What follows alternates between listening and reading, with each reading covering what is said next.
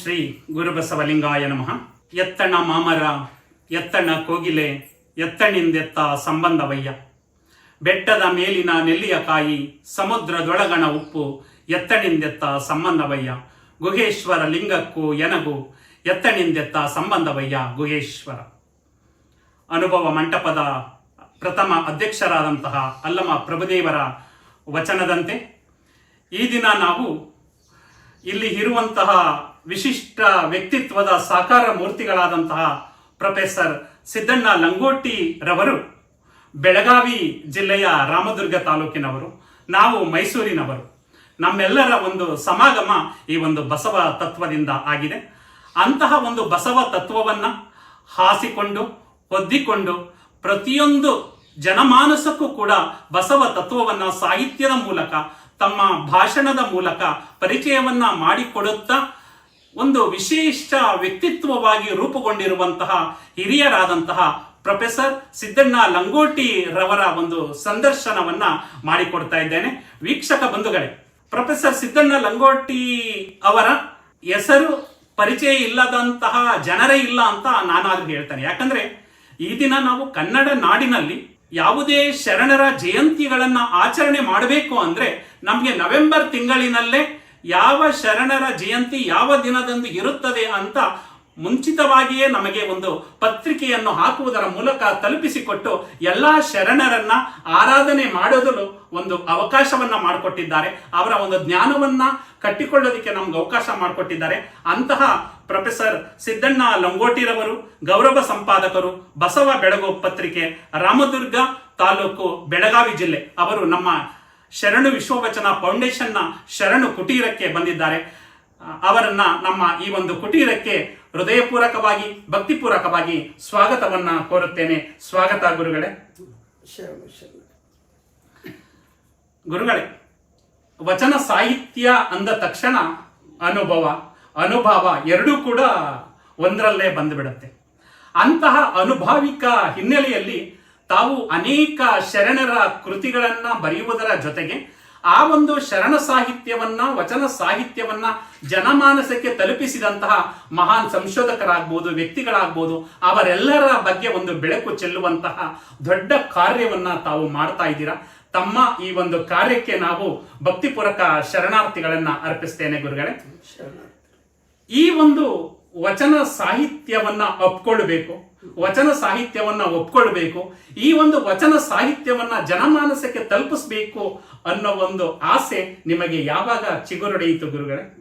1950ರಲ್ಲಿ ಶ್ರಾವಣ ಮಾಸ, ಆ ಕಾಲದಲ್ಲಿ ಜನಿಸಿದ ನಾನು ಬಾಲ್ಯದಲ್ಲಿ ಬಂಥನಾಳ ಸಂಗನ ಬಸವ ಶಿವಯೋಗಿಗಳು ಅನ್ನುವಂಥ ಪೂಜ್ಯರು ಆ ಕಾಲದಲ್ಲಿ ವಿಜಯಪುರ ಜಿಲ್ಲೆಯಲ್ಲಿ ಇದ್ದರು.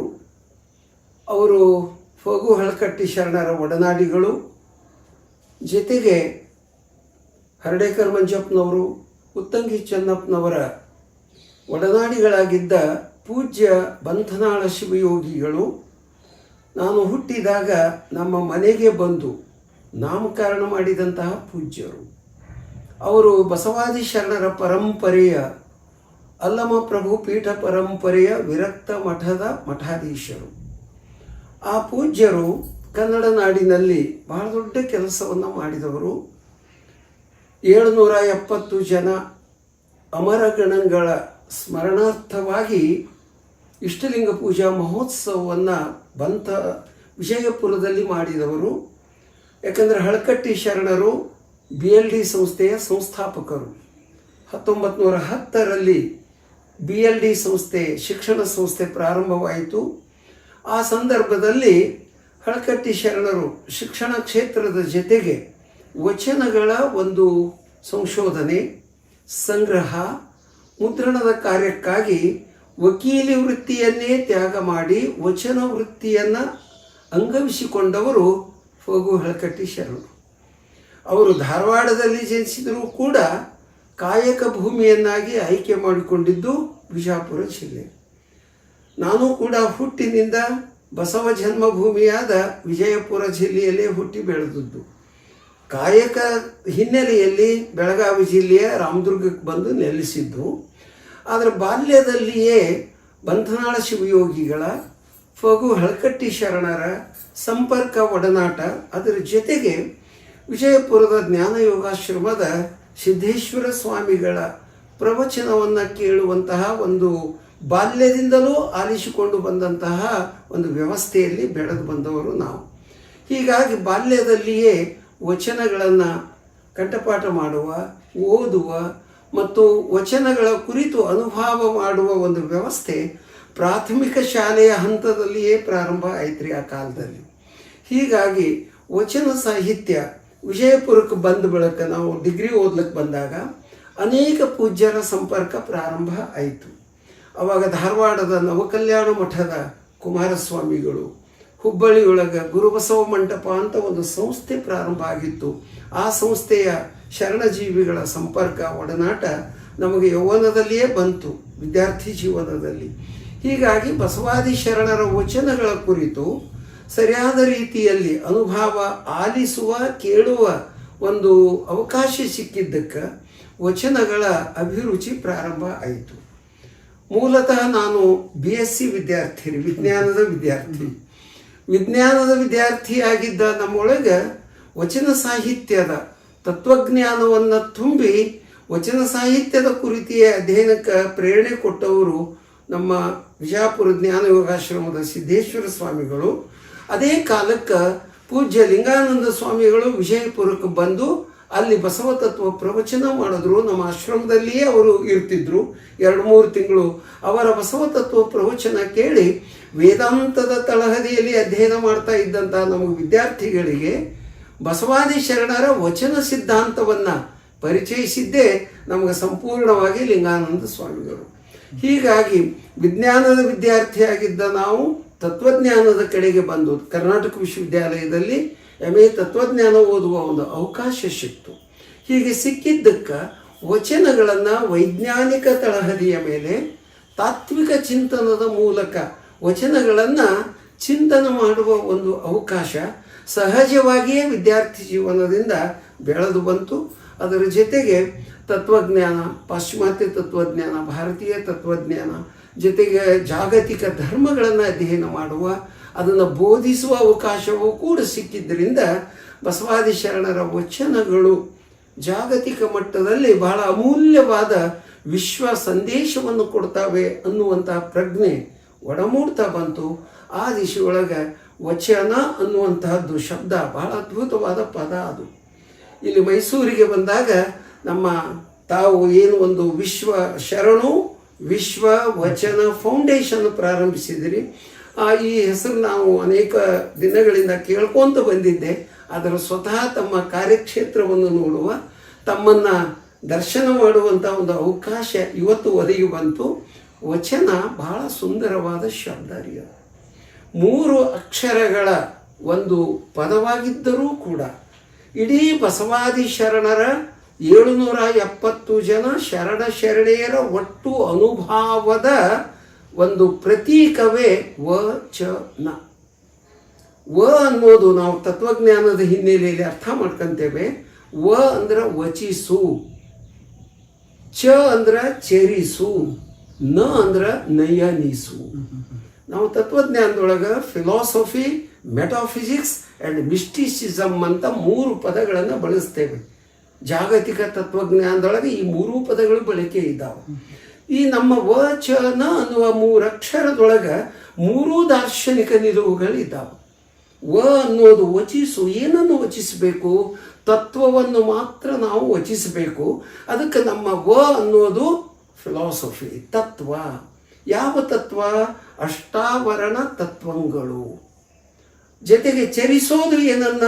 ಪಂಚ ಆಚಾರಗಳನ್ನು ಆಚರಿಸಬೇಕಲ್ಲ. ಅದು ಚ ಅನ್ನುವಂಥ ಅಕ್ಷರದ ಒಂದು ಹಿನ್ನೆಲೆಯೊಳಗೆ ಪಂಚ ಆಚಾರಗಳು. ನ ಅಂದ್ರೆ ನಯನಿಸು, ಅಂತರಂಗದೊಳಗೆ ಅನುಭವವನ್ನು ನಾವು ದರ್ಶನ ಮಾಡ್ಕೊಂತೇವೆ. ಆ ಹಿನ್ನೆಲೆಯೊಳಗೆ ಷಟ್ಸ್ಥಲ ಅನ್ನೋದು ದರ್ಶನ. ಅಷ್ಟಾವರಣಗಳು ತತ್ವಜ್ಞಾನವಾದರೆ ಪಂಚ ಆಚಾರಗಳು ಆಚರಣೆಯ ಮೂಲಕ ಒಂದು ಸಿದ್ಧಾಂತವನ್ನು ಪ್ರತಿಪಾದಿಸ್ತವೆ. ಷಟ್ಸ್ಥಲಗಳು ಅಂತರಂಗದಲ್ಲಿ ಪ್ರತಿಯೊಬ್ಬ ಇಷ್ಟಲಿಂಗಧಾರಿಯು ಲಿಂಗಾಂಗ ಯೋಗದ ಮೂಲಕ ಅಂತರಂಗದಲ್ಲಿ ಸಾಧಿಸುವ 6 ಅವಸ್ಥೆಗಳು. ಆ 6 ಅವಸ್ಥೆಗಳೇ ಷಟ್ಸ್ಥಲ. ಪ್ರತಿಯೊಂದು ಅವಸ್ಥೆಯಲ್ಲಿಯೂ ಕೂಡ ದರ್ಶನ ಹಾಕುವಂತ ಹೋಗ್ತಾರೆ. ಭಕ್ತಾಂಗ ಇಷ್ಟಲಿಂಗವನ್ನು ಅನುಸಂಧಾನ ಮಾಡ್ತಾ ಮಾಡ್ತಾ ಅದಕ್ಕೆ ನಾವು ಅಲ್ಲಿ ಮೊದಲ ಸ್ಥಳದಲ್ಲಿ ಆಚಾರಲಿಂಗ ಅಂದಿವಿ. ಭಕ್ತ ಸ್ಥಳದಲ್ಲಿ ಆಚಾರಲಿಂಗದ ಅನುಸಂಧಾನವಾದಾಗ ಅಲ್ಲಿ ಯಾವ ಅಂತರಂಗದಲ್ಲಿ ದರ್ಶನವಾಗ್ತೈತಲ್ಲ ಅದೇ ರೀತಿ 6 ಸ್ಥಳಗಳಲ್ಲಿಯೂ ಕೂಡ ಐಕ್ಯ ಸ್ಥಳದವರೆಗೆ ಅಲ್ಲಿ ಐಕ್ಯಾಂಗ ಮಹಾಲಿಂಗದೊಂದಿಗೆ ಸಮರಸವನ್ನು ಹೊಂದಿ ಅನುಭವದ ಒಂದು ಪರಮ ಆನಂದವನ್ನು ಅನುಭವಿಸ್ತಾನೆ. ಇದು ದರ್ಶನ. ಆ ದೃಷ್ಟಿಯಿಂದ ವಚನ ಅನ್ನೋದು ನಮ್ಮ ಬಸವಾದಿ ಶರಣರ ತತ್ವಜ್ಞಾನನೂ ಅಡಕಾಗ್ಯದ, ಅದರೊಳಗೆ ಸಿದ್ಧಾಂತವೂ ಅಡಕಾಗ್ಯದ, ಅದರಾಗ ದರ್ಶನವೂ ಅಡಕಾಗಿರೋದ್ರಿಂದ ವಚಿಸು, ಚರಿಸು, ನಯನಿಸು ಅನ್ನುವ 3 ತಾತ್ವಿಕ ಸಂಯೋಗದ ಹಿನ್ನೆಲೆಯಲ್ಲಿ ವಚನ ಅನ್ನುವಂತಹ ಒಂದು ದಾರ್ಶನಿಕ ನಿಲುವಿನ ಶಬ್ದ ಬಂದದ. ಅದಕ್ಕೆ ನಮ್ಮ ಶರಣರು ವಚನದ ಬಗ್ಗೆ ಬಹಳ ಅದ್ಭುತವಾಗಿ ಹೇಳ್ಯಾರ ನೋಡ್ರಿ. ಎಮ್ಮ ಶರಣರ ಒಂದು ವಚನದ ಪಾರಾಯಣಕ್ಕೆ ವ್ಯಾಸನ ಪುರಾಣಗಳು ಸಮಭಾರವು ಸರಿಯಲ್ಲ ನೋಡ ಅಂದ.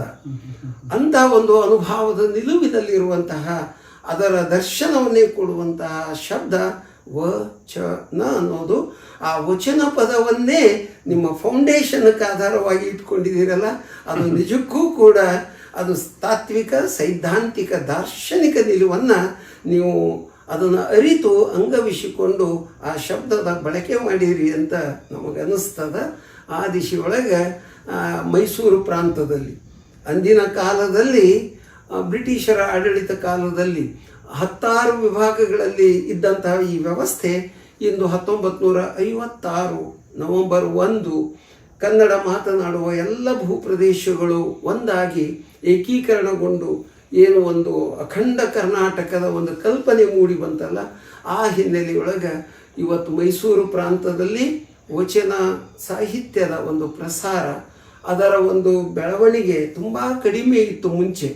ಉತ್ತರ ಕರ್ನಾಟಕದಲ್ಲಿ, ಕಲ್ಯಾಣ ಕರ್ನಾಟಕದಲ್ಲಿ ಬಸವಾದಿ ಶರಣರ ವಚನಗಳ ಕುರಿತು ಹೆಚ್ಚು ಹೆಚ್ಚು ಪರಿಚಯ ಕಳೆದ ಶತಮಾನದಿಂದ ಹಾಕೊಂತ ಬಂದಿತ್ತು. ಮೈಸೂರು ಪ್ರಾಂತದಲ್ಲಿ ಅದರ ಕೊರತೆ ಇತ್ತು.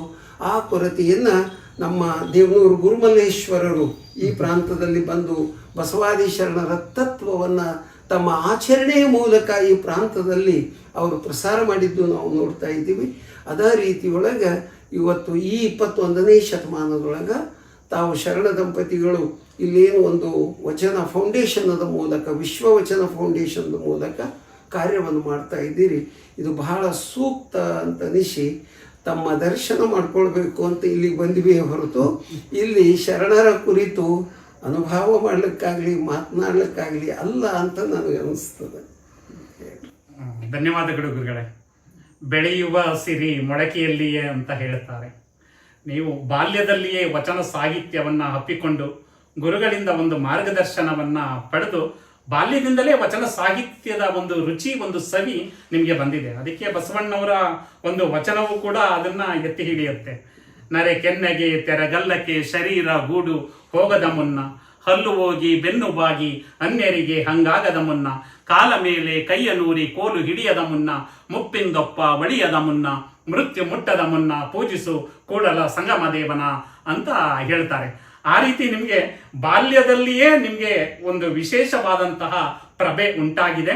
ನೀವೊಂದು ನಿಮ್ಮ ದರ್ಶನದ ಜೊತೆಗೆ ವಚನ ಸಾಹಿತ್ಯದ ದರ್ಶನವನ್ನೇ ಕೆಲವೇ ನಿಮಿಷಗಳಲ್ಲಿ ಮಾಡಿಕೊಟ್ಟಲ್ಲ.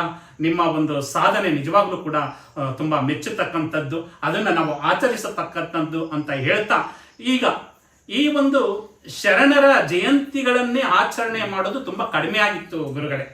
ಆದ್ರೆ ನೀವು ನವೆಂಬರ್ ತಿಂಗಳು ಬಂತು ಅಂದ್ರೆ ಎಲ್ಲಾ ಶರಣರ ಒಂದು ಜಯಂತಿಗಳನ್ನ ದಿನಾಂಕದ ಸಮೇತ ಯಾವ ದಿನಾಂಕದಂದು ಆ ವರ್ಷ ಆಚರಣೆ ಮಾಡಬೇಕು ಅಂತ ನಮ್ಗೆ ಕೊಡ್ತಾ ಇದ್ದೀರಾ.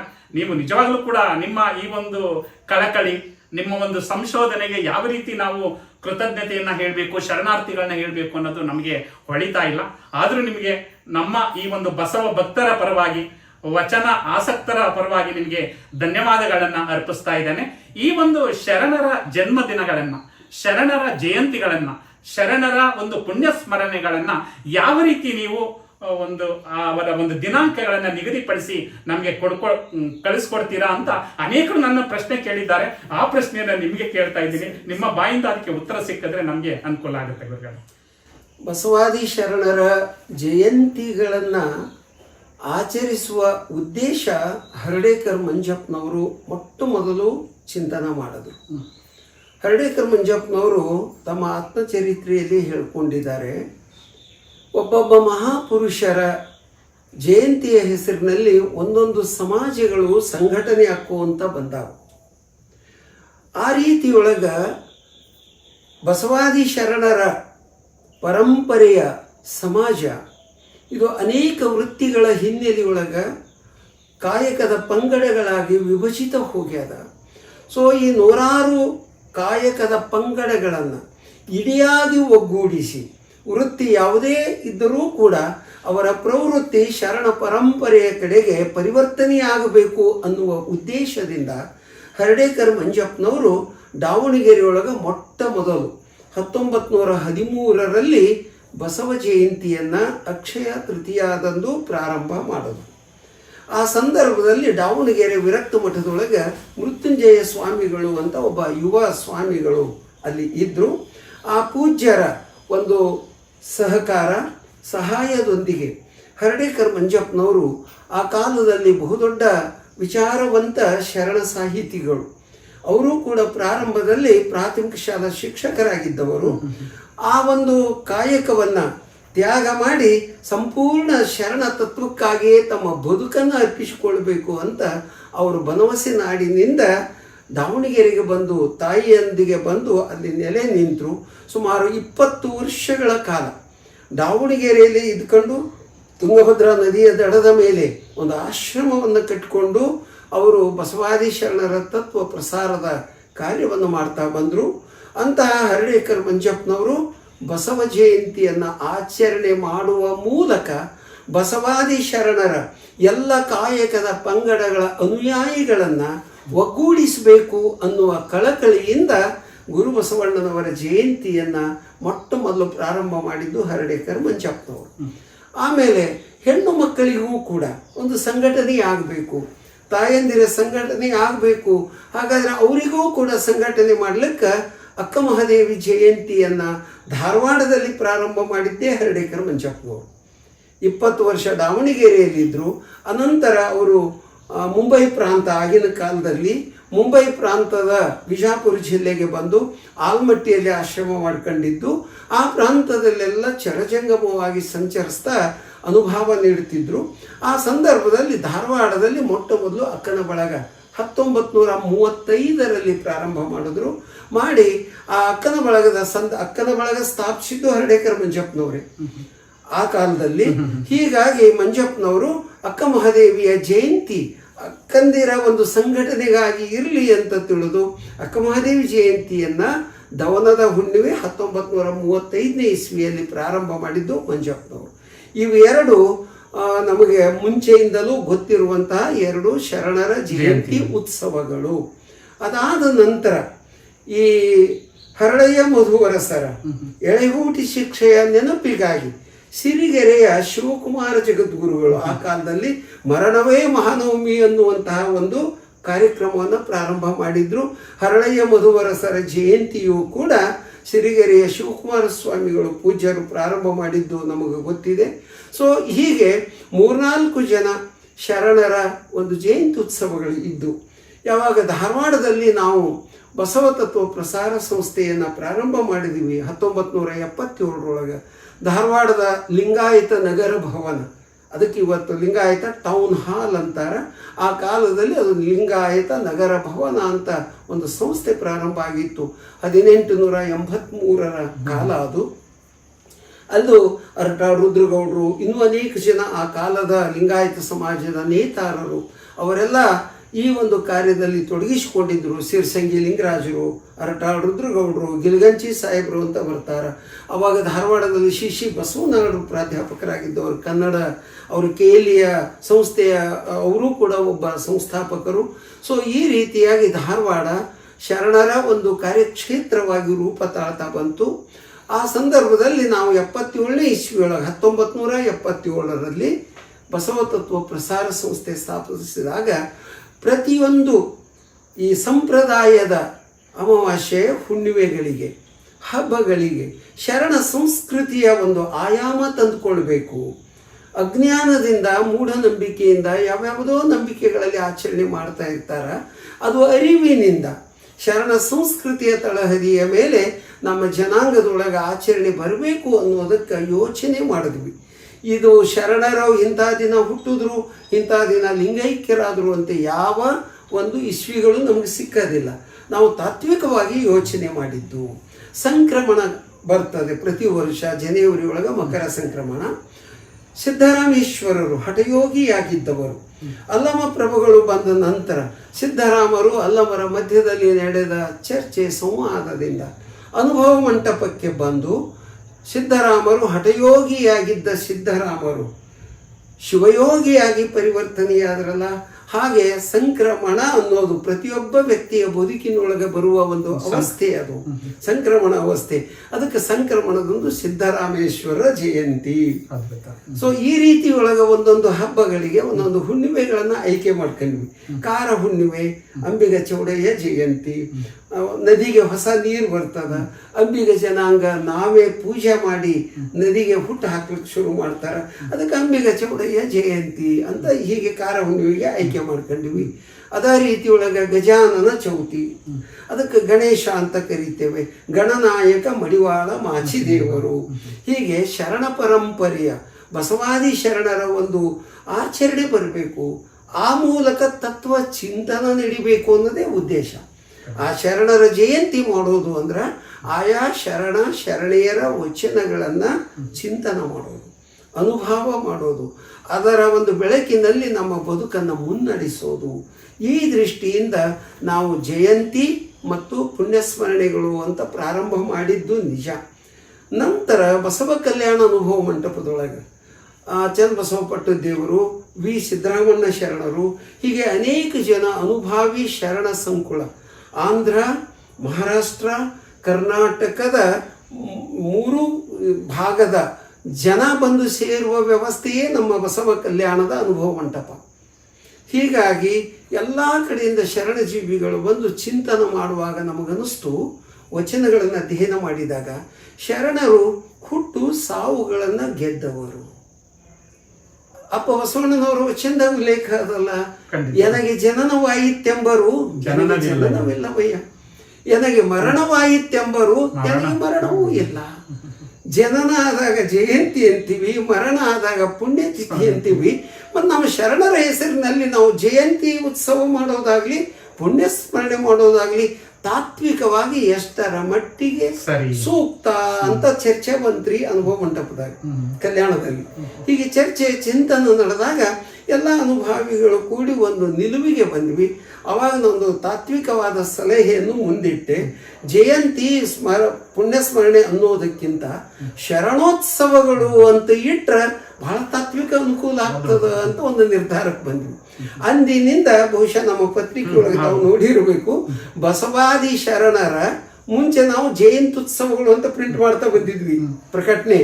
ನಂತರದಲ್ಲಿ ಈಗ ಒಂದು 4-8 ವರ್ಷಗಳಿಂದ ಬಸವಾದಿ ಶರಣರ ಶರಣೋತ್ಸವಗಳು ಅಂತ ಪ್ರಾರಂಭ ಮಾಡಿದ್ವಿ. ಒಂದು ತಾತ್ವಿಕ ಅರ್ಥ ಅದ.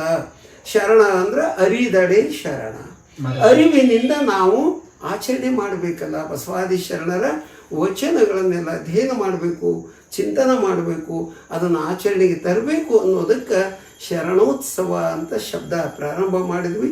ಇಂದು ಜನವರಿಯಿಂದ ಡಿಸೆಂಬರ್ವರೆಗೂ ಮಾದಾರ ಚೆನ್ನಯ್ಯ ಜಯಂತಿ ಸಾಮಾನ್ಯವಾಗಿ ಡಿಸೆಂಬರ್ದಲ್ಲಿ ಬರ್ತದೆ.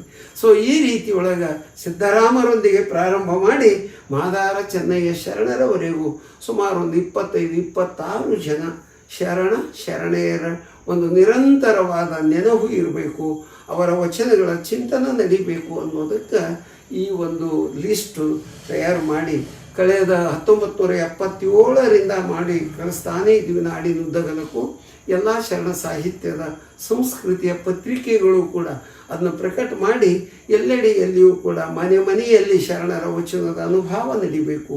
ತಿಂಗಳಿಗೊಮ್ಮೆ ಶರಣರ ಕುರಿತು ವಿಶೇಷವಾದ ಉಪನ್ಯಾಸಗಳು ಜರುಗಬೇಕು. ಶಾಲೆ ಕಾಲೇಜುಗಳಲ್ಲಿಯೂ ಕೂಡ ಮಕ್ಕಳಿಗೆ ವಚನಗಳ ಒಂದು ಸಂದೇಶ ತಲುಪಿಸಬೇಕು ಅನ್ನುವ ಹಿನ್ನೆಲೆಯೊಳಗೆ ನಮ್ಮ ಭಾಗದಲ್ಲೆಲ್ಲ ನಾವು ವಚನ ಚಿಂತನ ಸಮಾರಂಭ ಅಂತ ಮಾಡ್ತಾ ಬಂದಿದ್ದೇವೆ. ಅದಕ್ಕೆ ದತ್ತಿ ನಿಧಿ ಎನ್ನು ಪ್ರತಿಯೊಂದು ಶಾಲೆಗಳಲ್ಲಿ ಇಡುವಂಥ ಕೆಲಸ ಮಾಡ್ತಾ ಬಂದು ಪ್ರತಿ ವರ್ಷ ಆ ದತ್ತಿ ನಿಧಿಯ ಮೂಲಕವೇ ಪ್ರತಿಯೊಂದು ಶಾಲೆ ಕಾಲೇಜು ಹೈಸ್ಕೂಲ್ಗಳಲ್ಲೆಲ್ಲ ವಚನ ಚಿಂತನ ಸಮಾರಂಭ ಏರ್ಪಡಿಸ್ತಾ ಅನುಭಾವಿಗಳನ್ನು ಕರೆಸಿ ಅನುಭವ ನೀಡಿಸುವಂಥ ಕಾರ್ಯವನ್ನು ಕಳೆದ ಒಂದು 40-50 ವರ್ಷಗಳಿಂದ ಮಾಡ್ಕೊತ ಬಂದಿದ್ದೇವೆ. ಆ ದಿಶೆಯೊಳಗೆ ಶರಣರ ಜಯಂತಿ ಮತ್ತು ಪುಣ್ಯತಿಥಿ ಅನ್ನುವ ಎರಡೂ ಶಬ್ದಗಳನ್ನು ಶರಣೋತ್ಸವದಲ್ಲಿಯೇ ಸಮರಸ ಮಾಡಿಬಿಟ್ಟಿವಿ. ಅವನ್ನು ಬಿಡಿ ಬಿಡಿಯಾಗಿ ಮಾಡೋದಕ್ಕಿಂತ ಶರಣೋತ್ಸವ ಅಂತ ನಾವು ಆಚರಣೆ ಮಾಡಿಬಿಟ್ರೆ ಶರಣರ ವಚನ ಉತ್ಸವ ಆಗಲಿ ಅನ್ನುವ ಉದ್ದೇಶ ಇಟ್ಕೊಂಡು ಈ ಒಂದು ಕಾರ್ಯವನ್ನು ಮಾಡ್ತಾ ಬಂದಿದ್ದೇವೆ. ಎಲ್ಲ ಕಾಯಕದ ಶರಣರ ಸಮುದಾಯಗಳೆಲ್ಲ ಈ ಬಸವ ಸಮುದಾಯ, ಬಸವ ಸಮಾಜ, ಬಸವ ತತ್ವ ಅಂತಂದ್ರೆ ಅದು ವ್ಯಕ್ತಿಯ ತತ್ವವಲ್ಲ. 770 ಜನ ಶರಣ ಶರಣೆಯರ ಅಮರಗಣಗಳ ಒಟ್ಟು ಅನುಭವದ ಮೊತ್ತ ಅದು ಬಸವ ತತ್ವ. ಅದರ ಬಸವಣ್ಣನವರ ನೇತೃತ್ವದಲ್ಲಿ ಎಲ್ಲ ಅಲ್ಲಮಾದಿ ಶರಣ ಶರಣೆಯರು ಬಂದು ಅನುಭವ ಮಂಟಪದಾಗ ಕೂಡಿದ್ರಲ್ಲ ಅಂತ ಒಟ್ಟು ಅನುಭಾವಿಗಳ ಮೊತ್ತ ಅದು ಬಸವ ತತ್ವ. ಈ ಅರ್ಥದಲ್ಲಿ ನಾವು ಈ ಕಾರ್ಯವನ್ನು ಮಾಡ್ಕೊಂತ ಬಂದ್ವಿ. ಹರ್ಡೇಕರ್ ಮಂಜಪ್ಪನವರ ಅದಕ್ಕಿಂತ ಮುಂಚೆ ಹಳಕಟ್ಟಿಯವರ ಶತಮಾನೋತ್ಸವ 1980ರಲ್ಲಿ ಧಾರವಾಡದಲ್ಲಿ ನಾವು ಬಸವ ತತ್ವ ಪ್ರಸಾರ ಸಂಸ್ಥೆಯ ಮೂಲಕ ಪ್ರಾರಂಭ ಮಾಡಿದ್ವಿ. ಆವಾಗ ನಮ್ಮ ಸಂಸ್ಥೆಯ ಅಧ್ಯಕ್ಷರಾಗಿ ಚಂದ್ರಕಾಂತ್ ಬೆಲ್ಲದವರಿದ್ದರು. ಆ ಕಾಲದಲ್ಲಿ ಅವರು ರಾಜಕಾರಣದಾಗ ಇರಲಿಲ್ಲ, ಅವರೊಬ್ಬ ವ್ಯಾಪಾರಿ ಕಾಯಕ ಜೀವಿಗಳಾಗಿದ್ದರು. ಅವ್ರನ್ನ ಕಾರ್ಯಾಧ್ಯಕ್ಷರನ್ನಾಗಿಟ್ಕೊಂಡು ಪ್ರೊಫೆಸರ್ SV ಪಾಟೀಲ್ರು ಅಂತ ತತ್ವಜ್ಞಾನ ಪ್ರಾಧ್ಯಾಪಕರಿದ್ದರು ಕರ್ನಾಟಕ ಯೂನಿವರ್ಸಿಟಿಯಲ್ಲಿ. ಅವರು ಈ ಬಸವ ತತ್ವಜ್ಞಾನವನ್ನೇ ಬೋಧೆ ಮಾಡ್ತಿದ್ರು, ಪಾಠ ಮಾಡ್ತಿದ್ರು. ಅವ್ರನ್ನ ಅಧ್ಯಕ್ಷರನ್ನಾಗಿಸಿ ನಾನು ಕಾರ್ಯದರ್ಶಿಯಾಗಿ, ಒಬ್ಬರು ಹರಳೆಯ ಸಮಾಜದ ಶರಣ ಸಾಹಿತಿಗಳು ಮಾರ್ಕಂಡೇಯ ದೊಡ್ಡಮನಿ ಅಂತಿದ್ರು. ಸೊ ಅವ್ರನ್ನೂ ಕೂಡ ಈ ಕಾರ್ಯದಲ್ಲಿ ಸಂಘಟನಾ ಕಾರ್ಯದರ್ಶಿಯಾಗಿ ತಗೊಂಡು ಎಲ್ಲರೂ ಕೂಡಿ ಸುಮಾರು ಒಂದು 40-50 ಜನ ಧಾರವಾಡದಲ್ಲಿ ಶರಣಜೀವಿಗಳು ಹಳಕಟ್ಟಿ ಶರಣರ ಶತಮಾನೋತ್ಸವ ಮಾಡಿದ್ವಿ. ನಿಂತು ಹೋದ ಶಿವಾನುಭವ ಪತ್ರಿಕೆಗೆ ಮರುಜನ್ಮ ಕೊಟ್ಟು ಒಂದು 6-7 ವರ್ಷ ನಾನು ಅದರಲ್ಲಿ ಸಂಪಾದಕರಲ್ಲಿದ್ದು ಕಾರ್ಯ ಮಾಡ್ಕೊಂತ ಬಂದ್ವಿ. 86ರಲ್ಲಿ ಹರ್ಡೇಕರ್ ಮಂಜಪ್ಪನವರ ಶತಮಾನೋತ್ಸವ ಮಾಡಿ ಅವ್ರದ್ದು ನಿಂತು ಹೋದ ಪತ್ರಿಕೆಗೆ ಮರುಜನ್ಮ ಕೊಟ್ಟು ಇವತ್ತು 39 ವರ್ಷಗಳಿಂದ ಅದರ ಸಂಪಾದಕನಾಗಿ ಅದೇ ಬಸವ ಬೆಳಗು ಪತ್ರಿಕೆ ಇಳಕಲ್ಲ ಚಿತ್ತರಿಗೆ ಸಂಸ್ಥಾನ ಮಠ ಇಳಕಲ್ಲದಿಂದ ಆ ಪತ್ರಿಕೆ ಪ್ರಕಾಶನ ಹಾಕುವಂತ ಬಂದದ. ಮತ್ತು 1981ರಲ್ಲಿ ಉತ್ತಂಗಿ ಚೆನ್ನಪ್ಪನವರು ಅವರು ಆ ಕಾಲದಲ್ಲಿ ಅನುಭವ ಮಂಟಪದ ಐತಿಹಾಸಿಕತೆ ಅನ್ನುವ ಗ್ರಂಥವನ್ನು ಕನ್ನಡದಲ್ಲಿ ಬರೆದಿದ್ರು. ಅದು ಧಾರವಾಡ ಮುರುಘಾ ಮಠದಿಂದ ಪಬ್ಲಿಷ್ ಆಗಿತ್ತು. ಆ ನಂತರ ಅದನ್ನೇ ಇಂಗ್ಲೀಷ್ನಲ್ಲಿ ಸ್ವತಃ ಉತ್ತಂಗಿ ಚೆನ್ನಪ್ಪನವರೇ ಬರೆದದ್ದು. ಅದು ಇಂಗ್ಲೆಂಡಿನಿಂದ ಪಬ್ಲಿಷ್ ಮಾಡಿದ್ರು. ಅನುಭವ ಮಂಟಪ the heart of Lingayat religion ಅಂತ ಒಂದು ಸಣ್ಣ ಪುಸ್ತಕ ಅದು. ಅದನ್ನು ಅವರು ಇಂಗ್ಲೀಷ್ನಲ್ಲಿ ಪಬ್ಲಿಷ್ ಮಾಡಿ ಇಡೀ ಜಗತ್ತಿಗೆ ಬಸವಣ್ಣನವರ ಸ್ಥಾಪಿಸಿದ ಅನುಭವ ಮಂಟಪ ಜಗತ್ತಿನ ಮೊಟ್ಟ ಮೊದಲ ಪ್ರಜಾಪ್ರಭುತ್ವ ಮಾದರಿಯ ಸಂಸತ್ತು ಅಂತ ಜಗತ್ತಿಗೆ ಮೊಟ್ಟ ಮೊದಲು ಪರಿಚಯಿಸಿದವರು ಪೂಜ್ಯ ಶರಣ ಉತ್ತಂಗಿ ಚೆನ್ನಪ್ಪನವರು. ಈ 3 ಜನ ಶರಣರನ್ನು 1980ರಲ್ಲಿ 81ರಲ್ಲಿ 86ರಲ್ಲಿ 3 ಶತಮಾನೋತ್ಸವಗಳನ್ನು ಆಚರಿಸಿ ಅವರ ಕಾರ್ಯವನ್ನು ಇಡೀ ನಾಡಿಗೆ ಪರಿಚಯಿಸಬೇಕು ಅಂತ ಹೇಳಿ ಬಸವ ತತ್ವ ಪ್ರಸಾರ ಸಂಸ್ಥೆಯ ಮೂಲಕ ಮಾಡ್ಕೊಂತ ಬಂದ್ವಿ. ಆ 3ರನ್ನು ನಾವು ಗುರು ಲಿಂಗ ಜಂಗಮ ಅಂತ ಕರೆದಿದ್ದೇವೆ. ಹಳಕಟ್ಟಿ ಶರಣರು ಗುರು ಸ್ವರೂಪದಲ್ಲಿ, ಹರ್ಡೇಕರ್ ಮಂಜಪ್ಪನವರು ಲಿಂಗತತ್ವದ ಹಿನ್ನೆಲೆಯಲ್ಲಿ ಲಿಂಗ ಸ್ವರೂಪದಲ್ಲಿ, ಉತ್ತಂಗಿ ಚೆನ್ನಪ್ಪನವರು ಜಂಗಮ ತತ್ವದ ಹಿನ್ನೆಲೆಯಲ್ಲಿ ಜಂಗಮ ಸ್ವರೂಪದಲ್ಲಿ ನಾವು ಗುರುಲಿಂಗ ಜಂಗಮ ಸ್ವರೂಪದಲ್ಲಿ 3 ಶರಣರನ್ನು ಅವರ ಶತಮಾನೋತ್ಸವಗಳನ್ನು ಆಚರಿಸಿ ನಾಡಿಗೆ ಪರಿಚಯಿಸಿಕೊಂಡು ಬಂದಿದ್ದೇವೆ. ಇವತ್ತಿಗೂ ಕೂಡ 12ನೇ ಶತಮಾನದ ಬಸವಾದಿ ಶರಣರು 800 ವರ್ಷಗಳ ಕಾಲ ತಾಡೋಲೆಗಳಲ್ಲಿಯೇ ಮರೆಯಾಗಿ ಇದ್ದರು. ಆ ಶರಣರನ್ನು ಬೆಳಕಿಗೆ ತಂದವರು ವಚನ ಸಂಶೋಧನ ಪಿತಾಮಹ ಶರಣ ಫಗು ಹಳಕಟ್ಟಿಯವರು. ಬಹಳ ಜನ ವಚನ ಪಿತಾಮಹ ಅಂತ ಕರ್ಕೊಂಡು ಬರ್ತಾರೆ, ಆದರೆ ಅವರು ವಚನ ಸಂಶೋಧನ ಪಿತಾಮಹ. ಅಂದರೆ 20ನೇ ಶತಮಾನದಲ್ಲಿ ಲಕ್ಷಾಂತರ ತಾಡೋಲೆಗಳನ್ನು, ಮರೆಯಾಗಿದ್ದ ತಾಡೋಲೆಗಳನ್ನೆಲ್ಲ ಸಂಶೋಧಿಸಿ ಪ್ರಕಟಿಸಿದ ಪುಣ್ಯಾತ್ಮ. ಅದಕ್ಕೆ ವಚನ ಸಂಶೋಧನ ಪಿತಾಮಹ. ಈ ರೀತಿಯೊಳಗೆ ಹಳಕಟ್ಟಿಯವರನ್ನು ನಾವು ಬೆಳಕಿಗೆ ಮತ್ತೊಮ್ಮೆ 20-21ನೇ ಶತಮಾನದಲ್ಲಿ ಅವರ ಕಾರ್ಯವನ್ನು ನಾಡಿಗೆ ಪರಿಚಯಿಸುವ ಕೆಲಸ ಮಾಡ್ಕೊಂತ ಬಂದ್ವಿ. ಇವತ್ತು ನಮ್ಮ ಬೆಂಗಳೂರಿನ ಅದನ್ನು ನಾವು ನೆನಪಿಸಿಕೊಳ್ಳೇಬೇಕು. ಬೆಂಗಳೂರಿನ ಬಸವ ಸಮಿತಿ ಪೂಜ್ಯ ಉಪರಾಷ್ಟ್ರಪತಿಯ ಹುದ್ದೆಯವರೆಗೂ ಹೋಗಿ ಮತ್ತು ಕಾರ್ಯನಿರ್ವಾಹಕ ರಾಷ್ಟ್ರಪತಿಯಾಗಿಯೂ ಕಾರ್ಯ ಮಾಡಿದ ಬಸಪ್ಪ ದಾನಪ್ಪ ಜತ್ತಿಯವರು, ಬಿ ಡಿ ಜತ್ತಿಯವರು, ಅವರು ಬೆಂಗಳೂರಲ್ಲಿ ಬಸವ ಸಮಿತಿಯನ್ನು 1964ರಲ್ಲಿ ಸ್ಥಾಪಿಸಿದ್ರು. ಒಂದು ಯೋಗ ಹೇಗದ ಅಂದ್ರೆ ಹಳಕಟ್ಟಿಯವರು ಲಿಂಗೈಕ್ಯರಾಗಿದ್ದು 1964. ಅವರು ಲಿಂಗೈಕ್ಯರಾದ ಮರುಕ್ಷಣವೇ ಅದನ್ನ ಜತ್ತಿಯವರು ಬಸವ ಸಮಿತಿಯನ್ನು ಅದೇ ಸಂದರ್ಭದಲ್ಲಿ ಉದಯ ಮಾಡಿದ್ರಲ್ಲ. ಹಳಕಟ್ಟಿಯವರ ಕಾರ್ಯ ಬಸವ ಸಮಿತಿಯ ಮೂಲಕ ಮುಂದುವರಿಯಿತು ಅಂತ ನಮಗನ್ನಿಸ್ತದ. ಇವತ್ತು ಬಸವ ಸಮಿತಿ ಶರಣರ ವಚನಗಳನ್ನು ಪ್ರಾತಿನಿಧಿಕವಾಗಿ ಆಯ್ಕೆ ಮಾಡಿ ವಚನ ಅನ್ನುವಂತಹ ಒಂದು ಬೃಹತ್ ಸಂಪುಟವನ್ನು ಡಾಕ್ಟರ್ ಎಂ ಕಲಬುರ್ಗಿಯವರು ಸಂಪಾದಿಸಿ ಕೊಟ್ಟ ಒಂದು ಸಂಪುಟ ಕನ್ನಡದ್ದು. ಅದನ್ನು ಹಿಂದಿ, ಇಂಗ್ಲಿಷ್, ಸಂಸ್ಕೃತ ಮೊದಲುಗೊಂಡು ಭಾರತದ 28 ಭಾಷೆಗಳು ಪೂರ್ಣಗೊಂಡಿದ್ದಾವೆ. ಈಗ 29 ಮೇಘಾಲಯದ ಒಂದು ಭಾಷೆ ಅನುವಾದ ಪ್ರಾರಂಭ ಆಗ್ಯದ. ಸೊ 29 ಭಾರತೀಯ ಭಾಷೆಗಳಲ್ಲಿ, ಅದಲ್ಲದೆ ವಿದೇಶಿ ಭಾಷೆಗಳು ಫ್ರೆಂಚು, ಜರ್ಮನ್ನು, ಜಪಾನ್, ಚೀನಾ, ರಷ್ಯನ್ನು, ಅರಬ್ಬಿ, ಪರ್ಷಿಯನ್, ನೇಪಾಳಿ ಮೊದಲುಗೊಂಡು 11 ಭಾಷೆಗಳ ವಚನ ಅನುವಾದ ಯೋಜನೆ, ವಚನ ಅನುವಾದ ಪೂರ್ಣಗೊಂಡದ. ಇನ್ನು 9 ಭಾಷೆಗಳು ಪೂರ್ಣ ಆಗಬೇಕಾಗ್ಯದ. ಒಟ್ಟು 50 ಭಾಷೆಗಳಲ್ಲಿ ಬಸವಾದಿ ಶರಣರ ವಚನ ಪ್ರಕಟವಾಗಿ ಇಡೀ ಪ್ರಪಂಚವನ್ನು ವ್ಯಾಪಿಸಬೇಕು ಅನ್ನುವ ಮೂಲ ಆಶಯ ಇವತ್ತು ಬಸವ ಸಮಿತಿಯ ಅಧ್ಯಕ್ಷರಾಗಿರುವ ಶ್ರೀ ಅರವಿಂದ್ ಜತ್ತಿಯವರಿಗೆ ಆ ಆಶಯ ಅದ. ಅವರ ಆಶಯ ಪೂರ್ಣವಾಗುವ ಕಾಲ ಸನ್ನಿಹಿತ ಅದ. ಯಾಕಂದ್ರೆ ಈಗಾಗಲೇ 41 ಭಾಷೆಗಳಲ್ಲಿ ಪೂರ್ಣ ಆಗ್ಯದ. ಇನ್ನು 9 ಭಾಷೆಗಳು ಪೂರ್ಣಗೊಂಡ್ರೆ ಅವರ ಮೂಲ ಆಶಯ ಈಡೇರ್ತದ. ಆ ದಿಶೆಯೊಳಗೆ ಇಡೀ ಜಗತ್ತಿನ ತುಂಬ ಬಸವಾದಿ ಶರಣರ ವಚನಗಳು ಪ್ರಸಾರ ಆಗ್ತವೆ. ಅವಾಗ ಸರ್ವಜ್ಞನ ಕಾಲಜ್ಞಾನ ಪೂರ್ಣ ರೂಪಕ್ಕೆ ಬರ್ತದ ಅನ್ನಿಸ್ತದ. ಬಸವ ಪೀಠವು ಎದ್ದು ಹೊಸೆದು ನಾಣ್ಯವು ಬೆಳಗ್ಗೆ ಬಸವನ ಮುದ್ರೆ ಅಂದ್ರೆ ವಚನಗಳು, ಬಸವನ ಮುದ್ರೆ ಮೆರೆದಾವು ಜಗ ಅವಾಗೆ ವಶವಾಗದಿಹುದೇ ಸರ್ವಜ್ಞ. ಇಡೀ ಜಗತ್ತು ಬಸವಾದಿ ಶರಣರ ವಚನಗಳಿಗೆ ಮಾರು ಹೋಗ್ತದ, ಶರಣಾಗ್ತದ. ಆ ದಿಶೆಯೊಳಗೆ ಈ ಕಾರ್ಯ ಬಸವ ಸಮಿತಿಯು ಮುಂದುವರಿಸದ. ಅದೇ ರೀತಿಯಾಗಿ ನಮ್ಮ ನಾಡಿನ ಅನೇಕ ಮಠಗಳು, ಅದು ಬಸವ ತತ್ವ ಮಠಗಳು ಕೈ ಬೆರಳ ಮೇಲೆ ಎಣಿಸುವಷ್ಟಿದ್ದಾವೆ, ಇಲ್ಲ ಅಂತಲ್ಲ. ಅದು ಗದಗಿನ ತೋಂಟದಾರ್ಯ ಮಠ, ಇಳಕಲ್ಲದ ಚಿತ್ರಗಿ ಸಂಸ್ಥಾನ ಮಠ ಇಳಕಲ್ಲು, ಭಾಲ್ಕಿ ಹಿರೇಮಠ, ಆಮೇಲೆ ಬೆಳಗಾವಿಯ ರುದ್ರಾಕ್ಷಿ ಮಠ, ಹೀಗೆ ಒಂದು 4-6 ಮಠಗಳು ಅಪ್ಪಟ ಬಸವ ತತ್ವವನ್ನು ಪ್ರಸಾರ ಮಾಡುವ ದಿಶೆಯಲ್ಲಿ ಕಾರ್ಯ ಮಾಡ್ಕೊತ ಬರ್ತಾ ಇದ್ದಾವೆ. ಅನೇಕ ಸಂಘ ಸಂಸ್ಥೆಗಳೂ ಕೂಡ. ಅದಕ್ಕೆ ನಾನು ಹೋದಲ್ಲೆಲ್ಲ ಹೇಳ್ತೇನೆ, ಹರ್ಡೇಕರ್ ಮಂಜಪ್ಪನವರು ಮೊಟ್ಟ ಮೊದಲು ಪ್ರಾರಂಭ ಮಾಡಿದ್ದು ಸಂಘಟನೆ, ಯುವ ಸಂಘಟನೆ 1923-24ರಲ್ಲಿ. ಅವರು ಬಸವ ಸೇವಾ ದಳ ಅಂತ ಸಂಸ್ಥೆ ಕಟ್ಟಿದ್ರು. ಬಹಳ ಮಂದಿಗೆ ಗೊತ್ತಿಲ್ಲ. ಬಸವ ಸೇವಾ ದಳ, ಅದರ ಅಧ್ಯಕ್ಷರಾಗಿದ್ದವರು LLB ಓದ್ತಾ ಇದ್ದಂತಹ ಎಸ್ ನಿಜಲಿಂಗಪ್ಪನವರು. ಕರ್ನಾಟಕ ಏಕೀಕರಣದ ಮೊಟ್ಟ ಮೊದಲ ಮುಖ್ಯಮಂತ್ರಿ ಎಸ್ ನಿಜಲಿಂಗಪ್ಪನವರು. ಆ ಕಾಲದಲ್ಲಿ ಅವರು ಲಾ ಓದುವ ವಿದ್ಯಾರ್ಥಿ. ಅವರು ಹರ್ಡೇಕರ್ ಮಂಜಪ್ಪನವರು ಶಿಷ್ಯರು. ಮಂಜಪ್ಪನವರು ಇನ್ನೊಬ್ಬ ಶಿಷ್ಯರು ಡಾಕ್ಟರ್ ಸಿದ್ದಯ್ಯ ಪುರಾಣಿಕರು, ಅವರು ವಿದ್ಯಾರ್ಥಿ ಜೀವನದಾಗ ಅವರು ಕಾರ್ಯದರ್ಶಿಯಾಗಿದ್ದವರು. ಅಂದರೆ ಬಸವ ಸೇವಾ ದಳದ ಕಾರ್ಯ ಅನೇಕ ಯುವಕರನ್ನ ತನ್ನ ಸಂಘಟನೆಯಲ್ಲಿ ತಗೊಂಡು ಹರ್ಡೇಕರ್ ಮಂಜಪ್ಪನವರು ಪ್ರಾರಂಭ ಮಾಡಿದ್ದು. ಅದು ಇವತ್ತು ಅನೇಕ ರೂಪಾಂತರಗಳನ್ನು ತಾಳ್ತಾ ಬಂದಿದೆ. ಅದು ಭಾರತೀಯ ಬಸವದಳ ಅಂತಾಗ್ಯದ, ರಾಷ್ಟ್ರೀಯ ಬಸವದಳ ಆಗಿ ಬಂದಿರೋದು. ಅದು ಮೂಲ ಅಂದ್ರೆ ಹರ್ಡೇಕರ್ ಮಂಜಪ್ಪನವರ ಬಸವ ಸೇವಾ ದಳವೇ.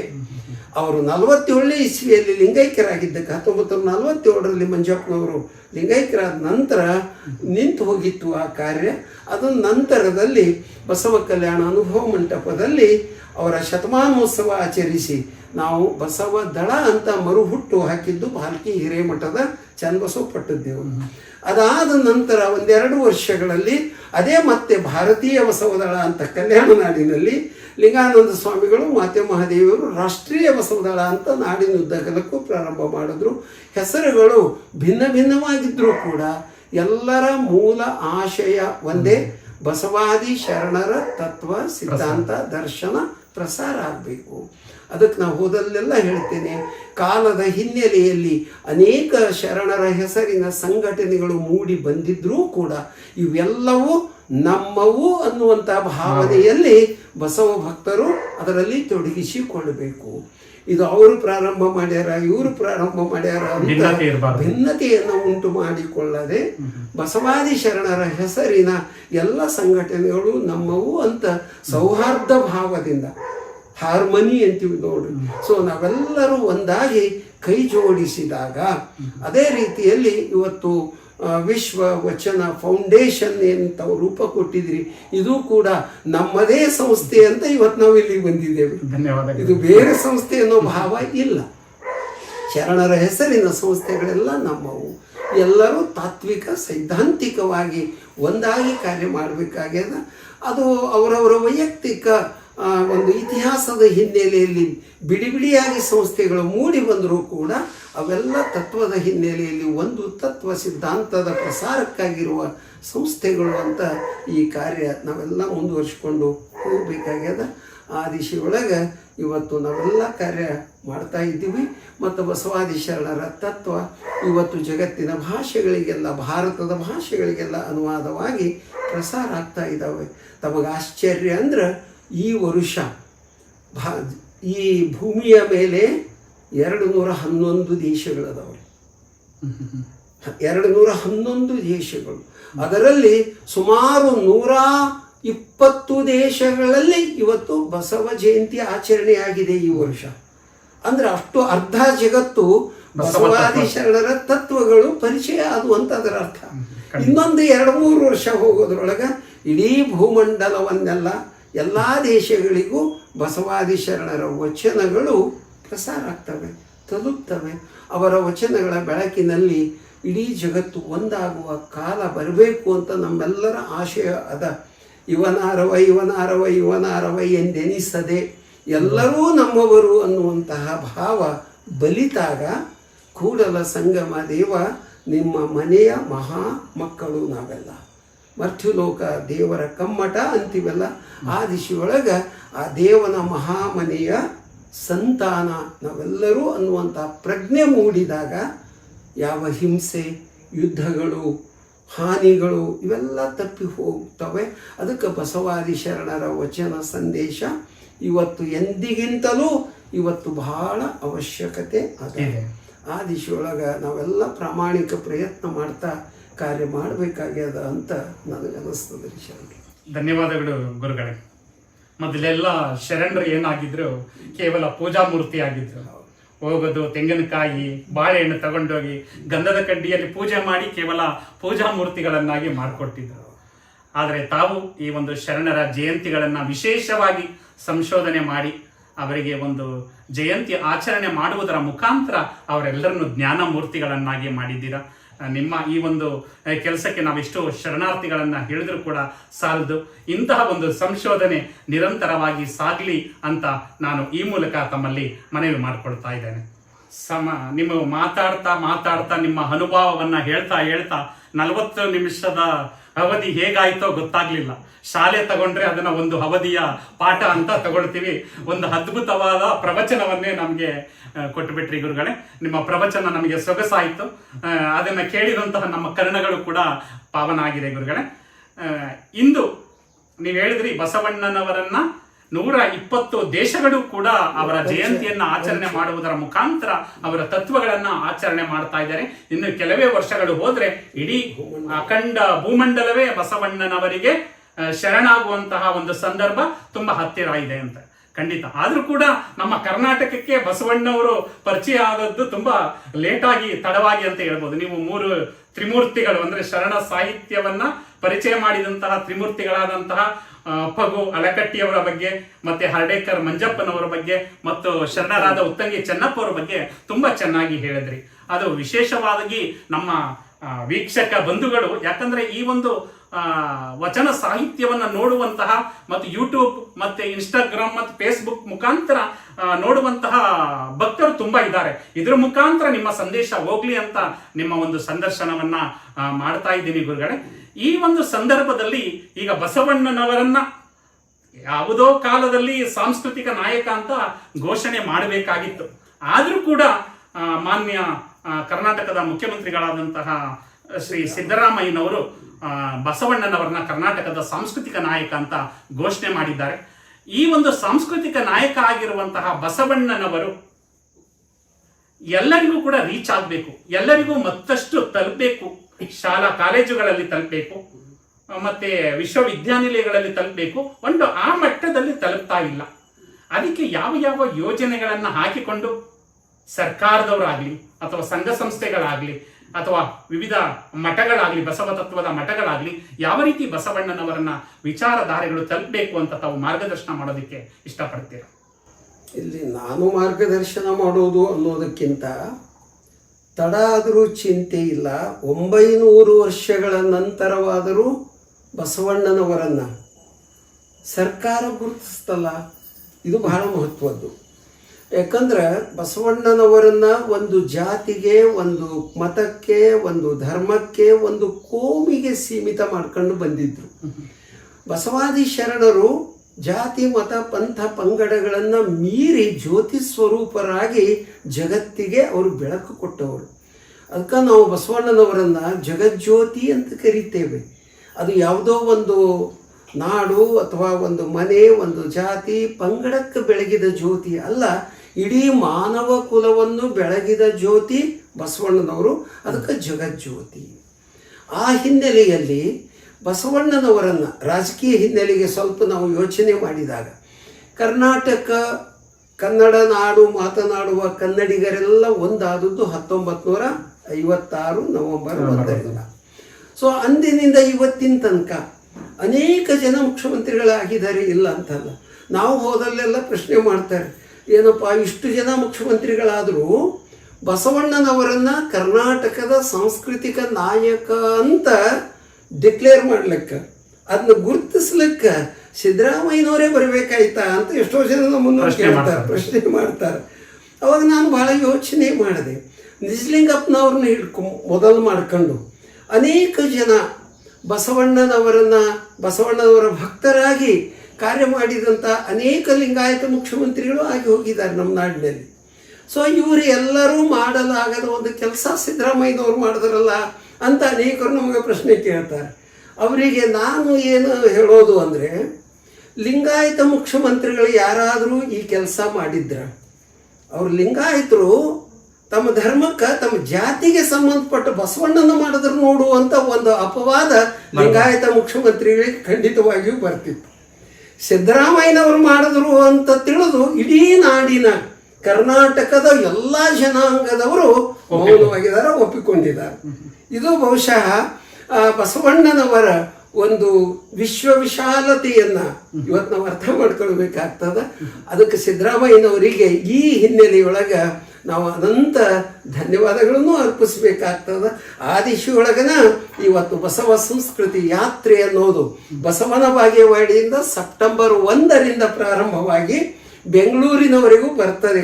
ಕರ್ನಾಟಕದ ಎಲ್ಲ 31 ಜಿಲ್ಲೆಗಳಲ್ಲಿ ಯಾತ್ರೆಗೈದು ಬಸವಾದಿ ಶರಣರ ತತ್ವಗಳನ್ನು ಪ್ರಸಾರ ಮಾಡ್ತಾ ಜನತೆಯಲ್ಲಿ ಜಾಗೃತಿ ಉಂಟು ಮಾಡ್ತಾ ಬಸವಣ್ಣ ಕೇವಲ ಒಂದು ಜನಾಂಗಕ್ಕೆ ಒಂದು ಪರಂಪರೆಯ ಭಕ್ತರಿಗೆ ಸೀಮಿತ ಅಲ್ಲಪ್ಪ. ಬಸವಣ್ಣ ಇಡೀ ಕನ್ನಡ ನಾಡಿನ ನಮ್ಮೆಲ್ಲರಿಗೂ ಸಂಬಂಧಪಟ್ಟಂತಹ ಒಂದು ಜ್ಯೋತಿ ಸ್ವರೂಪದ ಗುರು ಅನ್ನೋದನ್ನು ಪರಿಚಯಿಸುವ ದಿಶೆಯೊಳಗೆ ಜಾಗತಿಕ ಲಿಂಗಾಯತ ಮಹಾಸಭೆ ಆಗಿರಬಹುದು, ನಾಡಿನ ಬಸವ ಭಕ್ತ ಮಠಾಧೀಶರ ಒಕ್ಕೂಟವಾಗಿರಬಹುದು, ಅಥವಾ ಇನ್ನೂ ಅನೇಕ ಬಸವಾದಿ ಶರಣರ ಹೆಸರಿನ ಸಂಘಟನೆಗಳಾಗಿರ್ಬೋದು. ಸೊ ಎಲ್ಲ ಭೇದ ಭಾವವನ್ನು ಮರೆತು ಎಲ್ಲ ಗುರುಗಳು, ಎಲ್ಲ ಸಂಘಟನೆಗಳ ನೇತಾರರು, ಎಲ್ಲ ಬಸವ ಭಕ್ತರು ಕೂಡಿ ಇವತ್ತೇನು ಸೆಪ್ಟೆಂಬರ್ 1ರಿಂದ ಪ್ರಾರಂಭ ಮಾಡ್ತಾ ಇದ್ದಾರೆ, ಅದು ಅಕ್ಟೋಬರ್ 5ನೇ ತಾರೀಕಿನವರೆಗೂ ಬೆಂಗಳೂರುವರೆಗೂ ಬಂದು ಮುಟ್ಟಿ ಒಂದು ಬೃಹತ್ತಾದ ಸಮಾವೇಶ ಜರುಗಿಸಿ ಅಲ್ಲಿ ಈ ಕಾರ್ಯ ಮಾಡಿದಂತಹ ನಮ್ಮ ಮುಖ್ಯಮಂತ್ರಿಗಳಿಗೆ ಗೌರವಿಸುವ ಒಂದು ಕೆಲಸ ಮಾಡ್ತಾರೆ ಅಂತ ನಾನು ಪತ್ರಿಕೆಗಳಲ್ಲಿ ಅದೆಲ್ಲ ಓದಿರೋದು. ಇದೊಂದು ಒಳ್ಳೆಯ ಕಾರ್ಯ. ಯಾಕಂದರೆ ಬಸವಾದಿ ಶರಣರನ್ನು ಗುರುತಿಸದವರಿಗೆ ಗೌರವಿಸೋದು ನಮ್ಮ ಕರ್ತವ್ಯ, ಬಸವ ಭಕ್ತರ ಕರ್ತವ್ಯ. ಆದ್ದರಿಂದ ಬಸವಣ್ಣನವರು ಕೇವಲ ಕರ್ನಾಟಕದ ಸಾಂಸ್ಕೃತಿಕ ನಾಯಕ ಅಂತ ಗುರುತಿಸಿದರೆ ಸಾಲದು, ಅವರು ಭಾರತದ ಸಾಂಸ್ಕೃತಿಕ ನಾಯಕ, ವಿಶ್ವದ ಸಾಂಸ್ಕೃತಿಕ ನಾಯಕ ಅಂತ ಭಾರತ ಸರ್ಕಾರವೂ ಗೌರವಿಸುವ ಕಾಲ ಬಂದೇ ಬರ್ತದೆ. ಅದರ ಜೊತೆಗೆ ನಮ್ಮ ವಿಶ್ವಸಂಸ್ಥೆ ಸಂಯುಕ್ತ ರಾಷ್ಟ್ರ ಸಂಘವೂ ಕೂಡ ಬಸವಣ್ಣನವರನ್ನು ವಿಶ್ವದ ಸಾಂಸ್ಕೃತಿಕ ನಾಯಕ ಅಂತ ಗುರುತಿಸುವ ಕಾಲ ಸನ್ನಿಹಿತ ಅದ ಅಂತ ನಮಗನ್ನಿಸ್ತದ. ಆ ದಿಶೆಯೊಳಗೆ ಬಸವಣ್ಣನವರನ್ನು ಕರ್ನಾಟಕದ ಸಾಂಸ್ಕೃತಿಕ ನಾಯಕ ಅಂತ 900 ವರ್ಷಗಳ ತರುವಾಯವಾದರೂ ಕೂಡ ಒಂದು ಗೌರವಿಸುವ ಮೂಲಕ ಕೆಲಸ ಆಗ್ಯದ. ಇನ್ನು ತಾವು ಕೇಳಿದಂತೆ ಬಸವಣ್ಣನವರ ಬಸವಾದಿ ಶರಣರ ಒಟ್ಟು ತಾತ್ವಿಕ ವಿಚಾರಗಳು ನಮ್ಮ ಶಾಲೆ ಕಾಲೇಜುಗಳ ಯುವ ಪೀಳಿಗೆಗೆ, ನಮ್ಮ ಮಕ್ಕಳಿಗೆ ತಲುಪುವ ದಿಶೆಯೊಳಗೆ ಪ್ರತಿಯೊಂದು ಶಾಲೆ ಕಾಲೇಜುಗಳಲ್ಲಿ, ಅದು ಸರ್ಕಾರವಾದರೂ ಸಂಯೋಜನೆ ಮಾಡಲಿ ಶಿಕ್ಷಣ ಇಲಾಖೆಯ ಮೂಲಕ, ಆಯಾಯ ಭಾಗಗಳಲ್ಲಿರುವ ಸಂಘ ಸಂಸ್ಥೆಗಳಾದರೂ ಈ ಕೆಲಸ ಮಾಡಬಹುದು. ಅವರ ವಚನಗಳ ಒಂದು ಸಾಮಾಜಿಕ ನ್ಯಾಯ, ಸಮಾನತೆ, ವಿಶ್ವಬಂಧುತ್ವ, ಮಾನವೀಯತೆ ಮತ್ತು ಈ ತತ್ವಗಳ ಮೌಲ್ಯಗಳನ್ನು ಮಕ್ಕಳ ಮನಸ್ಸಿನ ಮೇಲೆ ಬಿಂಬಿಸುವಂತಹ ಕೆಲಸ ಆಗಬೇಕಾಗ್ತದೆ. ಆ ಕಾರ್ಯ ಆದಾಗ ಮಾತ್ರ ಬಸವಣ್ಣನವರು ಕರ್ನಾಟಕದ ಸಾಂಸ್ಕೃತಿಕ ನಾಯಕ ಅಂತಂದಿದ್ದು ಸಾರ್ಥಕ ಆಗ್ತದೆ. ಸಂಸ್ಕೃತಿ ಹೃದಯದಿಂದ ಬರ್ತದೆ, ನಾಗರಿಕತೆ ಬುದ್ಧಿಯಿಂದ ಬರ್ತದೆ. ನಾಗರಿಕತೆ ಕ್ಷಣಿಕ, ಅನೇಕ ನಾಗರಿಕತೆಗಳು ಬಂದವೆ, ಅಳೆದು ಮುಗಿದವೆ.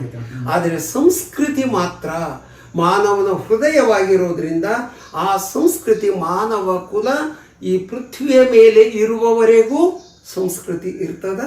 ಅಂತಹ ಒಂದು ಸಂಸ್ಕೃತಿಯನ್ನು ಕೊಟ್ಟವರು, ವಿಶ್ವ ಸಂಸ್ಕೃತಿಯನ್ನು ಕೊಟ್ಟವರು, ವಿಶ್ವ ಮಾನವೀಯ ಸಂಸ್ಕೃತಿಯನ್ನು ಕೊಟ್ಟವರು ನಮ್ಮ ರಾಷ್ಟ್ರಕವಿ, ಇವತ್ತು ವಿಶ್ವಕವಿ ಅಂದರೂ ಅಡ್ಡಿ ಇಲ್ಲ, ನಮ್ಮ ಕುವೆಂಪು ಅವರು ಹೇಳುವಂತೆ, ನಾನು ಬಸವ ಬೆಳಗು ಪತ್ರಿಕೆ ಪ್ರಾರಂಭಿಸಿದಾಗ ಡಾಕ್ಟರ್ ಜವರೇಗೌಡರೊಂದಿಗೆ ಕುವೆಂಪು ಅವರ ಮನೆಗೆ ಬಂದಿದ್ದೆ, ಮೈಸೂರಿಗೆ ಬಂದು ಜವರೇಗೌಡರೇ ಕರ್ಕೊಂಡು ಬಂದಿದ್ರು. ಅವಾಗ ಕುವೆಂಪು ಅವರೊಂದಿಗೆ ತಾಸುಗಟ್ಟಲೆ ಅವರ ಮನೆಯೊಳಗೆ, ಉದಯ ರವಿ ಮನೆಯೊಳಗನ ಕೂತ್ಕೊಂಡು ಅನೇಕ ಪ್ರಶ್ನೆಗಳನ್ನು ಕೇಳಿದೆ. ಅದು ಪ್ರಕಟನೂ ಮಾಡಿದ್ದೇನೆ ನಮ್ಮ ಪತ್ರಿಕೆಯೊಳಗೆ. ಅದು ಕುವೆಂಪು ಅವರೊಂದಿಗೆ ಸಂದರ್ಶನ. ಕುವೆಂಪು ಅವರು ಹೇಳಿದ ಒಂದು ಮಾತು ಇವತ್ತಿಗೂ ನೆನಪಾಗ್ತದ. ಬಸವಣ್ಣನವರ ತತ್ವ ಅದು ವಿಶ್ವ ತತ್ವ. ಆ ತತ್ವ ನಮ್ಮ ನಾಡಿನಲ್ಲಿ ಆಚರಣೆಗೆ ಬಂದಿದ್ರ ನಾನು ವಿಶ್ವ ಮಾನವ ಸಂದೇಶ ಕೊಡುವ ಪ್ರಸಂಗವೇ ಬರ್ತಿರಲಿಲ್ಲ. ಸ್ವತಃ ಕುವೆಂಪು ಅವರು ಹೇಳಿದ್ದು. ಅದಕ್ಕೆ ಅವರು ಕಾರ್ತಿಕದ ಕತ್ತಲಲ್ಲಿ ಆಕಾಶ ದೀಪವಾಗಿ ಬಂದೆ ಅಂತ ಅಪ್ಪ ಬಸವಣ್ಣನವರ ಕುರಿತು ಏನು ಕವಿತೆ ಬರೆದ್ರು, ಅದು ಇಂಗ್ಲಿಷಕ್ಕೂ ಅನುವಾದವಾಗಿ ಇಡೀ ಜಗತ್ತಿನ ತುಂಬ ಕುವೆಂಪು ಅವರು ಬಸವಣ್ಣನವರ ಕುರಿತು ಬರೆದ ಕವನ ಇವತ್ತು ಆ ಸಂದೇಶ, ಕವನದ ಮೂಲಕ ಬಸವ ಸಂದೇಶ ಜಗತ್ತಿಗೆ ತಲುಪಿದೆ. ಅಂತಹ ಒಂದು ಕುವೆಂಪು ಅವರ ಕಾರ್ಯಕ್ಷೇತ್ರ ಈ ಮೈಸೂರು ಪ್ರಾಂತದಲ್ಲಿ ಇವತ್ತು ನಾವು ಅವರನ್ನೂ ನೆನಪಿಸಿಕೊಳ್ಬೇಕಾಗ್ತದೆ. ಅದಕ್ಕೆ ಬಸವಣ್ಣನವರು ವಿಶ್ವ ಮಾನವರು, ವಿಶ್ವ ಸಂಸ್ಕೃತಿಯನ್ನು ಎಲ್ಲರನ್ನೂ ಅಪ್ಪಿಕೊಳ್ಳುವಂಥ ಸಂಸ್ಕೃತಿ ಕೊಟ್ಟವರು ಬಸವಣ್ಣನವರಾದುದರಿಂದ ಮನೆ ಗೆದ್ದು ಮಾರು ಗೆದೆ ಎನ್ನುವಂತೆ ಮೊದಲ ಕನ್ನಡ ನಾಡಿನಲ್ಲಿ ಈ ಕಾರ್ಯವನ್ನು ಮಾಡಿದಂಥ 12ನೇ ಶತಮಾನದಲ್ಲಿ ಮಾಡಿದ ಬಸವಣ್ಣನವರನ್ನು ಮೊದಲು ನಾವು ನಮ್ಮ ಕನ್ನಡ ನಾಡಿನ ಕರ್ನಾಟಕದ ಸಾಂಸ್ಕೃತಿಕ ನಾಯಕ ಅಂತ ಇವತ್ತು ಎಲ್ಲರ ಹೃದಯದೊಳಗೆ ಬಿಂಬಿಸಿದವರು ನಮ್ಮ ಮುಖ್ಯಮಂತ್ರಿಗಳಾದ ಸಿದ್ದರಾಮಯ್ಯನವರು.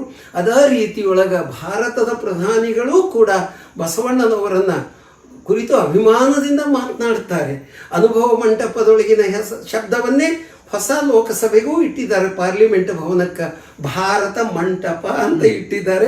ಅನುಭವ ಮಂಟಪದ ಪ್ರತೀಕ ಶಬ್ದವನ್ನು ಅಲ್ಲಿ ಬಳಕೆ ಮಾಡ್ಕೊಂಡಿದ್ದಾರೆ.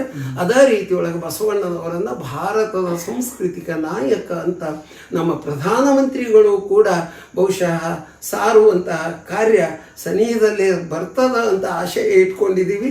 ಆ ಮೂಲಕ ಜಗತ್ತಿಗೆ ವಿಶ್ವದ ಸಾಂಸ್ಕೃತಿಕ ನಾಯಕನಾಗಿಯೂ ಬಸವಣ್ಣನವರು ಗುರುತಿಸಲ್ಪಡಬೇಕಾಗ್ತದೆ. ಅವರ ವಿಚಾರಗಳು, ಅವರ ಮೌಲ್ಯಗಳು ಇಡೀ ಮಾನವ ಕುಲಕ್ಕೆ ತಲುಪಿದರ ವಚನ ಸಂದೇಶ. ನಾನೊಂದು ಸುರಗಿಯ ಏನೆಂದು ಹಿಡಿವೇನು, ಏನ ಕಿತ್ತಿ ಏನ ನಿರಿವೇನು, ಜಗವೆಲ್ಲ ನೀನೇ ಆಗಿಪ್ಪೆಯ ರಾಮನಾಥ. ಜೇಡರ ದಾಸಿಮಹೇಶರು ಹೇಳುವಂತೆ ಇಡೀ ಎಲ್ಲ ಸಕಲ ಜೀವರಾಶಿಗಳಲ್ಲಿ ಆ ಪರಮ ಚೈತನ್ಯವನ್ನು ಕಂಡವರು ಶರಣರು. ಅದಕ್ಕೆ ಈ ಯುದ್ಧಗಳೆಲ್ಲ ನಿಂತು ಹೋಗ್ತವೆ. ವಚನ ಸಂದೇಶ ಜಗತ್ತಿನ ಮಾನವ ಹೃದಯಕ್ಕೆ ತಲುಪಿದರ ಆ ಕಾರ್ಯ ಇವತ್ತು ಆಗಬೇಕಾಗಿದೆ. ಆ ದಿಶೆಯಲ್ಲಿ ಎಲ್ಲರೂ ಪ್ರಯತ್ನ ಮಾಡಿದಾಗ ಬಸವಣ್ಣನವರು ಕರ್ನಾಟಕದ ಸಾಂಸ್ಕೃತಿಕ ನಾಯಕರು ಹೌದು, ಭಾರತದ ಸಾಂಸ್ಕೃತಿಕ ನಾಯಕರು ಹೌದು, ವಿಶ್ವ ಸಾಂಸ್ಕೃತಿಕ ನಾಯಕರು ಹೌದು. ಅಂತಹ ಕಾರ್ಯ ಮತ್ತು ದೀಪದ ತೆಳಗ ಕತ್ತಲೆ ಅನ್ನುವಂತೆ ನಮ್ಮ ನಾಡಿನ ಜನವೇ ಬಸವಣ್ಣನನ್ನು ಅರ್ಥ ಮಾಡಿಕೊಳ್ಳದೆ ಹೋದರೆ ಜಗತ್ತಿಗೆ ಪರಿಚಯಿಸೋದು ಯಾವಾಗ? ಆ ದಿಶೆಯೊಳಗೆ ಪ್ರತಿಯೊಂದು ಮನೆಗಳಲ್ಲಿಯೂ ಕಾರ್ಯ ಆಗಬೇಕು. ಶಾಲೆ ಕಾಲೇಜುಗಳಲ್ಲಿ ಈ ಕೆಲಸ ಆಗಬೇಕು. ಸಂಘ ಸಂಸ್ಥೆಗಳಲ್ಲಿ ಈ ಕಾರ್ಯ ಆಗಬೇಕಾಗ್ತದೆ. ಅದರ ಜೊತೆಗೆ ರಾಜಕೀಯ ನೇತಾರರೂ ಕೂಡ ಬಸವಣ್ಣನವರನ್ನು ಅರ್ಥ ಮಾಡಿಕೊಂಡು ಇವತ್ತೇನು ನಮ್ಮ ಡಾಕ್ಟರ್ ಬಾಬಾ ಸಾಹೇಬ್ ಅಂಬೇಡ್ಕರ್ ಅವರು ಭಾರತೀಯ ಸಂವಿಧಾನವನ್ನು ರಚನೆ ಮಾಡಿದಾರಲ್ಲ, ಆ ಸಂವಿಧಾನದಲ್ಲಿ ಬಸವಾದಿ ಶರಣರ ವಿಶ್ವ ಮೌಲ್ಯಗಳೆಲ್ಲ ಅಡಕವಾಗುವಂತೆಯೇ ಡಾಕ್ಟರ್ ಬಾಬಾ ಸಾಹೇಬ್ ಅಂಬೇಡ್ಕರ್ ನಮ್ಮ ಸಂವಿಧಾನವನ್ನು ರಚನೆ ಮಾಡಿದ್ದಾರೆ. ಇದು ದೇಶದ ಆಡಳಿತದ ದೃಷ್ಟಿಯ ಸಂವಿಧಾನವಾದರೆ ವಚನ ಸಂವಿಧಾನ ವಿಶ್ವದ ಮಾನವ ಕುಲವನ್ನೆಲ್ಲ ಒಂದುಗೂಡಿಸುವ ಸಂವಿಧಾನ, ಭಾರತೀಯರನ್ನೆಲ್ಲ ಒಂದುಗೂಡಿಸುವ ಸಂವಿಧಾನ ನಮ್ಮದು ಭಾರತ ಸಂವಿಧಾನ. ಅದು ವಚನ ವಿಶ್ವದ ಮಾನವ ಜನಾಂಗವನ್ನೆಲ್ಲ ಒಗ್ಗೂಡಿಸುವ ಸಂವಿಧಾನ ಆಗಬೇಕು. ಈ ದಿಶೆಯೊಳಗೆ ಬುದ್ಧ, ಬಸವ, ಬಾಬಾ ಸಾಹೇಬರ ವಿಚಾರಗಳು ಇವತ್ತು ಕಾಲ ದೇಶ ಭಿನ್ನ ಭಿನ್ನವಾಗಿದ್ದರೂ ಕೂಡ ಅವರ ವಿಚಾರಗಳೆಲ್ಲ ಇಡೀ ಜಗತ್ತಿಗೆ ಒಂದಾಗಿ ಸಂದೇಶವನ್ನು ಕೊಡುವ ವಿಚಾರಗಳು. ಅದಕ್ಕೆ ನಾವೊಂದು ಬಹಳ ವರ್ಷಗಳ ಹಿಂದೆ ಒಂದು ವಚನ ಬರೆದೆ. ಬುದ್ಧ ದೇವನ ಶಾಂತಿ, ಬಸವದೇವನ ಕ್ರಾಂತಿ, ಬಾಬಾ ಸಾಹೇಬನ ಉತ್ಕ್ರಾಂತಿ, ಈ ಮೂರನ್ನುಳಿದು ಇನ್ನುಳಿದವೆಲ್ಲ ಬರೀ ಭ್ರಾಂತಿ ನೋಡ ಜಗಜ್ಯೋತಿ ಬಸವೇಶ್ವರ. ನಂದು ವಚನಾಂಕಿತ ಜಗಜ್ಯೋತಿ ಬಸವೇಶ್ವರ. ಸಾವಿರಾರು ವಚನಗಳ ರಚನೆ ಆಗಿದೆ. ಸೊ ಅದರಲ್ಲಿ ಇದು ಒಂದು ವಚನ. ಈ ದೇಶಕ್ಕೆ ಬುದ್ಧದೇವನ ಶಾಂತಿಯೂ ಬೇಕಾಗ್ಯದ, ಬಸವದೇವನ ಕ್ರಾಂತಿಯೂ ಬೇಕಾಗ್ಯದ, ಬಾಬಾ ಸಾಹೇಬರ ಉತ್ಕ್ರಾಂತಿಯೂ ಬೇಕು. ಈ ಮೂರರ ಸಂಯೋಜನೆಗೆ ಈ ದೇಶವನ್ನು, ಈ ಜಗತ್ತನ್ನು ಎಲ್ಲ ಸಂಕಷ್ಟಗಳಿಂದ ಪಾರು ಮಾಡುವ ಒಂದು ಅಮೂಲ್ಯವಾದ ಸೂತ್ರಗಳು ಇದರಲ್ಲಿವೆ ಅನ್ನೋದನ್ನು ಅರಿತುಕೊಂಡು ನಾವೆಲ್ಲ ಕಾರ್ಯ ತತ್ಪರರಾಗಬೇಕು ಅನ್ನೋದೇ ನನ್ನ ಒಂದು ಇಚ್ಛೆ ಆಗಿದೆ. ಧನ್ಯವಾದಗಳು ಗುರುಗಳೇ. ತುಂಬ ಎಳೆಯಾಗಿ ಅನೇಕ ವಿಚಾರಗಳನ್ನು ಮಂಡನೆ ಮಾಡುವುದರ ಮುಖಾಂತರ ನಮ್ಮನ್ನು ಕೂಡ ಒಂದು ವಚನ ಲೋಕಕ್ಕೆ ನೀವು ಕರ್ಕೊಂಡು ಹೋಗ್ತಾ ಇದ್ದೀರಾ.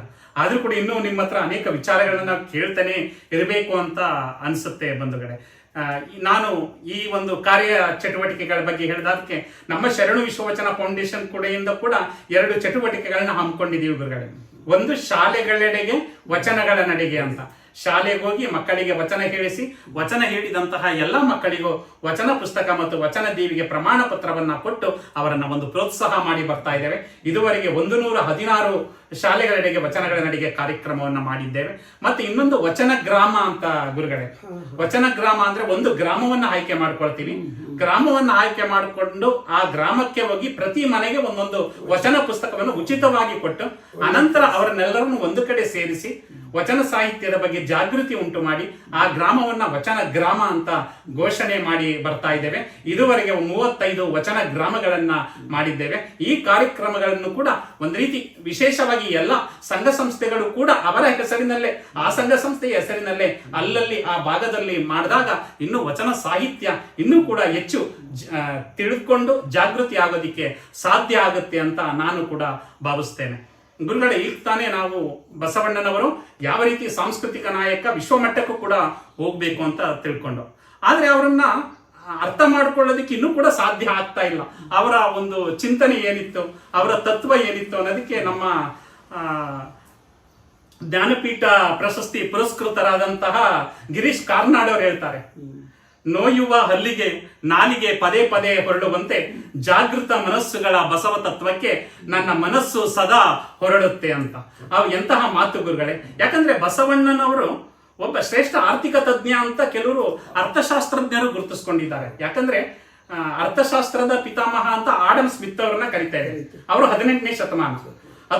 ಅವ್ರು ಏನ್ ಹೇಳ್ತಾರೆ ಅಂದ್ರೆ ಅರ್ಥಶಾಸ್ತ್ರ ಅಂದ್ರೆ ಸಂಪತ್ತನ್ನು ಹರಿಯುವ ಶಾಸ್ತ್ರ ಅಂತಾರೆ. ನಂತರ 19ನೇ ಶತಮಾನದಲ್ಲಿ ಪ್ರೊಫೆಸರ್ ಮಾರ್ಷಲ್ ಬರ್ತಾರೆ.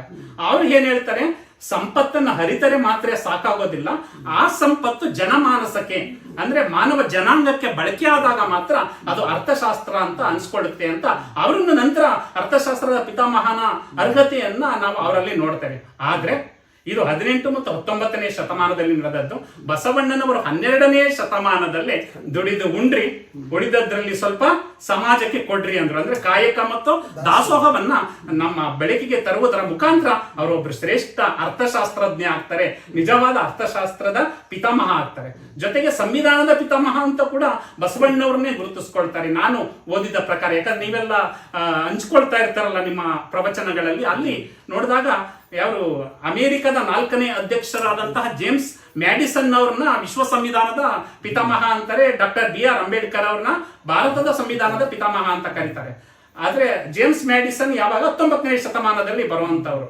ಆದ್ರೆ ಬಸವಣ್ಣನವರು 12ನೇ ಶತಮಾನದಲ್ಲೇ ಒಂದು ಕಳಬೇಡ ಕೊಲಬೇಡ ಅನ್ನೋ ಒಂದು ಸಪ್ತ ಸೂತ್ರಗಳನ್ನ ಕೊಟ್ಟು ಸಂವಿಧಾನಕ್ಕೆ ಪೂರಕವಾದ ಮಾಹಿತಿಗೆ ಒಂದು ಅಡಿಪಾಯವನ್ನ ಹಾಕಿದ್ದಾರೆ. ಜೊತೆಗೆ ಒಂದು ನ್ಯಾಯಾಲಯವನ್ನು ಕೂಡ ಸ್ಥಾಪಿಸ್ಬಿಟ್ಟಿದ್ರು ಆಗಿನ ಕಾಲದಲ್ಲಿ, ಪಾರಮಾರ್ಥಿಕ ನ್ಯಾಯಾಲಯ. ಬಹುಶಃ ನೀವು ಕೂಡ ತುಂಬಾ ಕಡೆ ಹೇಳ್ತಾ ಇರ್ತೀರಾ, ಧರಣಿಯ ಮೇಲೊಂದು ಹಿರಿದಪ್ಪ ಅಂಗಡಿಯ ನಿಕ್ಕಿ ಹರದು ಕುಳ್ಳಿರ್ದ ನಮ್ಮ ಮಹದೇವ ಶೆಟ್ಟಿ, ಒಮ್ಮನವಾದಡೆ ಒಡನೆ ನುಡಿವನು, ಇಮ್ಮನವಾದಡೆ ನುಡಿಯನು, ಕಾಣಿಯ ಸೋಲ ಅರ್ಧ ಗಾಣಿಯಗೆಲ್ಲ ಜಾಣ ನೋಡವ ನಮ್ಮ ಕೂಡಲ ಸಂಗಮ ದೇವ ಅಂತ ಒಂದು ಪಾರಮಾರ್ಥಿಕ ನ್ಯಾಯಾಲಯವನ್ನ ಆಗಿನ ಕಾಲಘಟ್ಟದಲ್ಲೇ ಸ್ಥಾಪಿಸಿದ್ರು. ಈ ರೀತಿಯಲ್ಲಿ ನೋಡಕ್ ಹೋದ್ರೆ ಬಸವಣ್ಣನವರು ಒಬ್ರು ಶ್ರೇಷ್ಠ ಆರ್ಥಿಕ ತಜ್ಞರಾಗ್ತಾರೆ, ಒಬ್ಬ ಶ್ರೇಷ್ಠ ಸಂವಿಧಾನದ ತಜ್ಞರಾಗ್ತಾರೆ, ಒಬ್ರು ಶ್ರೇಷ್ಠ ನ್ಯಾಯಾಧೀಶರಾಗ್ತಾರೆ. ವಿವಿಧ ನಾವು ನಮ್ಮ ದೃಷ್ಟಿಕೋನದಲ್ಲಿ ನೋಡ್ಕೊಂಡು ಹೋಗ್ತಿದ್ದಂಗೆ ಬಸವಣ್ಣನವರು ಆ ನಿಟ್ಟಿನಲ್ಲಿ ನಮಗೆ ನಿಲುಕ್ತಾ ಹೋಗ್ತಾ ಇದ್ದಾರೆ. ಅಂತಹ ಒಂದು ಬಸವ ತತ್ವವನ್ನ ಒಪ್ಪಿಕೊಂಡು ಬಾಲ್ಯದಿಂದ ಇದುವರೆಗೂ ಕೂಡ ತಮ್ಮ ದಂಪತಿಯೊಡಗೂಡಿ ಅನೇಕ ಸಾಹಿತ್ಯಾತ್ಮಕ ಕೃತಿಗಳನ್ನ ಈ ಒಂದು ವಚನ ಸಾಹಿತ್ಯ ಲೋಕಕ್ಕೆ, ಕನ್ನಡ ಸಾಹಿತ್ಯ ಲೋಕಕ್ಕೆ ಕೊಡುಗೆಯಾಗಿ ನೀಡುವುದರ ಮುಖಾಂತರ ನಮ್ಮಂತ ವಚನಾಸಕ್ತರ ಹೃದಯವನ್ನ ಗೆದ್ದಿದ್ದೀರಾ. ನಿಮ್ಗೆ ಎಷ್ಟು ಶರಣಾರ್ಥಿಗಳನ್ನ ಹೇಳಿದ್ರು ಕೂಡ ನಾವು ಸಾಕಾಗೋದಿಲ್ಲ. ಇಂತಹ ಒಂದು ವಚನ ಸಾಹಿತ್ಯ, ವಚನ ತತ್ವದ ಬಗ್ಗೆ ಇತ್ತೀಚೆಗೆ ಬಸವ ಕಲ್ಯಾಣದಲ್ಲಿ ಅನುಭವ ಮಂಟಪ ಆಗ್ತಾ ಇದೆ. 770 ಅಮರಗಣಗಳಿದ್ರು ಅನ್ನೋ ಒಂದು ದ್ಯೋತಕವಾಗಿ ಒಂದು 770 ಕಂಬಗಳನ್ನು ಕೂಡ ರಚನೆ ಮಾಡ್ತಾ ಇದ್ದಾರೆ. ಮೊನ್ನೆ ನಾನು ಕೂಡ ಹೋಗಿ ಆ ಒಂದು ಸ್ಥಳಗಳ ಒಳಗಡೆ ಹೋಗಿ ಆ ದರ್ಶನವನ್ನ ಮಾಡಿ ಬಂದೆ. ಜೊತೆಗೆ 1,96,000 ಶರಣರು ಆ ಸಂದರ್ಭದಲ್ಲಿ ದಾಸೋಹವನ್ನ ಮಾಡ್ತಾ ಇದ್ರು ಅಂತ ಕೇಳಲ್ಪಟ್ಟಿದೀವಿ. ಅಂದ್ರೆ ಕಲ್ಯಾಣದಲ್ಲಿ ಕೊಡುವವರುಂಟು, ಬೇಡುವವರಿಲ್ಲ ಅನ್ನೋ ಒಂದು ತತ್ವ ಇತ್ತು ಅಂತ. ಅಂತಹ ಬಸವ ಕಲ್ಯಾಣ ಅನುಭವ ಮಂಟಪ ಆದ್ರೆ ಇಡೀ ವಿಶ್ವಕ್ಕೆ ಒಂದು ಮಾದರಿ ಆಗ್ಬೋದಾ? ಅದ್ರ ಬಗ್ಗೆ ತಾವು ಏನ್ ಹೇಳೋದಕ್ಕೆ ಇಷ್ಟಪಡ್ತೀರ? ಬಸವಣ್ಣನವರ ಕಾರ್ಯ, ಅವರ ಕಾಯಕ ಭೂಮಿ ಕಲ್ಯಾಣ.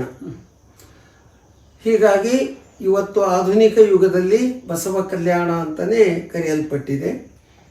ಬಸವ ಕಲ್ಯಾಣದಲ್ಲಿ ಅವರ ವಿಚಾರಗಳು ಇಡೀ ಜಗತ್ತಿನ ಜನರಿಗೆ ಆಕರ್ಷಣೆಯಾಗಿದ್ದಾವೆ. ಬಸವಣ್ಣವರ ವಚನಗಳು, ಶರಣರ ವಿಚಾರಗಳು ಆದರೆ ಬಸವಾದಿ ಶರಣರ ಕುರಿತು ಒಂದು ಸರಿಯಾದ ರೀತಿಯ ಒಂದು ಕಲ್ಪನೆ ಕೊಡುವಂತಹ ಒಂದು ಐತಿಹಾಸಿಕ ಒಂದು ಅನುಭವ ಮಂಟಪ ರೂಪ ತಾಳಬೇಕು ಅನ್ನುವ ಒಂದು ವಿಚಾರ 20ನೇ ಶತಮಾನದಲ್ಲಿ ಇದು ಪ್ರಾರಂಭವಾಗಿದ್ದು ಭಾಲ್ಕಿ ಹಿರೇಮಠದ ಚನ್ನಬಸವ ಪಟ್ಟದೇವರಿಂದ. ಅವರು ಶತಾಯುಷಿಗಳು. ಸೊ ಅಂದಿನಿಂದ ನಾವು ಸ್ವತಃ 1972ರಿಂದ ಆ ಗುರುಗಳ ಸಂಪರ್ಕದಲ್ಲಿ ಇದ್ದು ಬಂದವರು.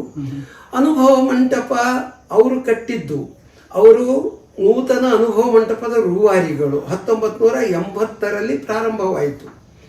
ಅಂದಿನಿಂದ ಅದು ಒಂದು ಸಣ್ಣ ಪ್ರಮಾಣದೊಳಗೆ ಆ ಬಸವ ಕಲ್ಯಾಣದ ತ್ರಿಪುರಾಂತಕ ಕೆರೆಯ ದಡದ ಮೇಲೆ, ಒಂದು ಗುಡ್ಡದ ಮೇಲೆ ಅದು ಪ್ರಾರಂಭ ಆಯಿತು. ಇವತ್ತು ಅದು ರಾಜ್ಯ ಸರ್ಕಾರ, ಕೇಂದ್ರ ಸರ್ಕಾರ ಇವು ಎರಡೂ ಸಹಯೋಗದೊಂದಿಗೆ ಬೆಳಿಬೇಕು. ಇವತ್ತು ಅದು ಗೋರು ಚನ್ನಬಸಪ್ಪನವರ ನೇತೃತ್ವದಲ್ಲಿ ಒಂದು ರೂಪರೇಷೆ ಸಿದ್ಧವಾಗಿ ಸುಮಾರು ಒಂದು 600-650 ಕೋಟಿ ರೂಪಾಯಿಗಳ ಯೋಜನೆಯೊಳಗೆ ಆ ಕಾರ್ಯ ಪೂರ್ಣಗೊಳ್ಳಬೇಕು ಅನ್ನುವಂತಹ ಒಂದು ವಿಚಾರ ಇವತ್ತು ಹೆಚ್ಚು ಕಡಿಮೆ ಅರ್ಧದಷ್ಟು ಕೆಲಸ ಆಗಿದೆ. ನಾವು ಕೂಡ ಪ್ರತಿ ವರ್ಷ 4-6 ಸಲ ಕಲ್ಯಾಣ ನಾಡಿಗೆ ಹೋದಾಗ ಬಸವ ಕಲ್ಯಾಣಕ್ಕೆ ಹೋಗಿ ನೋಡ್ಕೊಂಡು ಬರ್ತೇವೆ. ಇವತ್ತು ತಾವು ಹೇಳಿದಂತೆ 770 ಜನ ಅಮರಗಣಗಳು ಅನಿಸಿಕೊಂಡ ಶರಣೆಯರ ಹೆಸರಿನಲ್ಲಿ 770 ಬೃಹದಾಕಾರದ ಕಂಬಗಳ ಮೇಲೆ 5 ಎಕರೆ ಭೂಮಿಯಲ್ಲಿ ಅಡಿಪಾಯ ಆಗಿದೆ. ಇದು ಕಟ್ಟಡ ನಡೆದಿದೆ. ಒಟ್ಟು 100 ಎಕರೆಯನ್ನ ಈ ವ್ಯವಸ್ಥೆಗೆ ಈಗಾಗಲೇ ಸರ್ಕಾರ ತಗೊಂಡಿದೆ. ಸೊ 100 ಎಕರೆ ಭೂಮಿಯೊಳಗೆ, ಅದರ ಮಧ್ಯದಲ್ಲಿ 5 ಎಕರೆ ಭೂಮಿಯೊಳಗೆ ಅನುಭವ ಮಂಟಪ ರೂಪ ತಾಳ್ತಾ ಇದೆ. ಅದು 7 ಅಂತಸ್ತುಗಳಲ್ಲಿ, 6 ಶಸ್ತಲದ ಹಿನ್ನೆಲೆಯೊಳಗೆ 6, ಮೇಲೆ ಬಯಲು, ನಿರವಯ ಸ್ಥಳ ಅಂತೀವಿ. ಬಯಲು, ಮಹಾಬಯಲು, ಅದು ಇಷ್ಟಲಿಂಗದ ಆಕಾರದೊಳಗೆ ಎಲ್ಲಕ್ಕ ಮೇಲೆ. ಸೊ ಈ ರೀತಿಯಾಗಿ 770 ಕಂಬಗಳ ಮೇಲೆ ಅದು ರೂಪ ತಾಳ್ತಾ ಇದೆ. ಈ 1,96,000 ಅನ್ನೋ ಶಬ್ದ ಏನದ, ಅದು ಲಿಂಗ ಲಕ್ಷದ ಮೇಲಣ. 96 ಸಾಹಸಿಗ ಜಂಗಮರು ಅಂದ್ರೆ ಈ ತತ್ವವನ್ನ ದೇಶಾದ್ಯಂತ ಪ್ರಸಾರ ಮಾಡಲು ಹೊರಟ ಚರಜಂಗಮರೇ ಅವರು. ಲಿಂಗ ಲಕ್ಷದ ಮೇಲಣ 96 ಸಾಸಿರ. ಸೊ ಇಂತಹ ಜಂಗಮರು ದೇಶಾದ್ಯಂತ ಸಂಚರಿಸಿದ್ದರಿಂದನೇ ಕಾಶ್ಮೀರದ ಚಕ್ರವರ್ತಿ ಮಹಾದೇವ ಭೂಪಾಲನಿಂದ ಮೊದಲುಗೊಂಡು 770 ಜನ ಶರಣೆಯರು ಅನುಭವ ಮಂಟಪದಲ್ಲಿ ಒಗ್ಗೂಡಿದ್ರಲ್ಲ, ಇದೊಂದು ಇಡೀ ಜಗತ್ತಿನಲ್ಲಿಯೇ ಯಾವ ದೇಶದಲ್ಲಿಯೂ ಕಂಡರಿಯದ ಕೇಳರಿಯದ ಸತ್ಯ ಸಂಗತಿ. ಇಂತಹ ಒಂದು ಕಾರ್ಯ ಇವತ್ತು ಅನುಭವ ಮಂಟಪ ನಿರ್ಮಾಣ ಪ್ರಾರಂಭ ಆಗಿದೆ.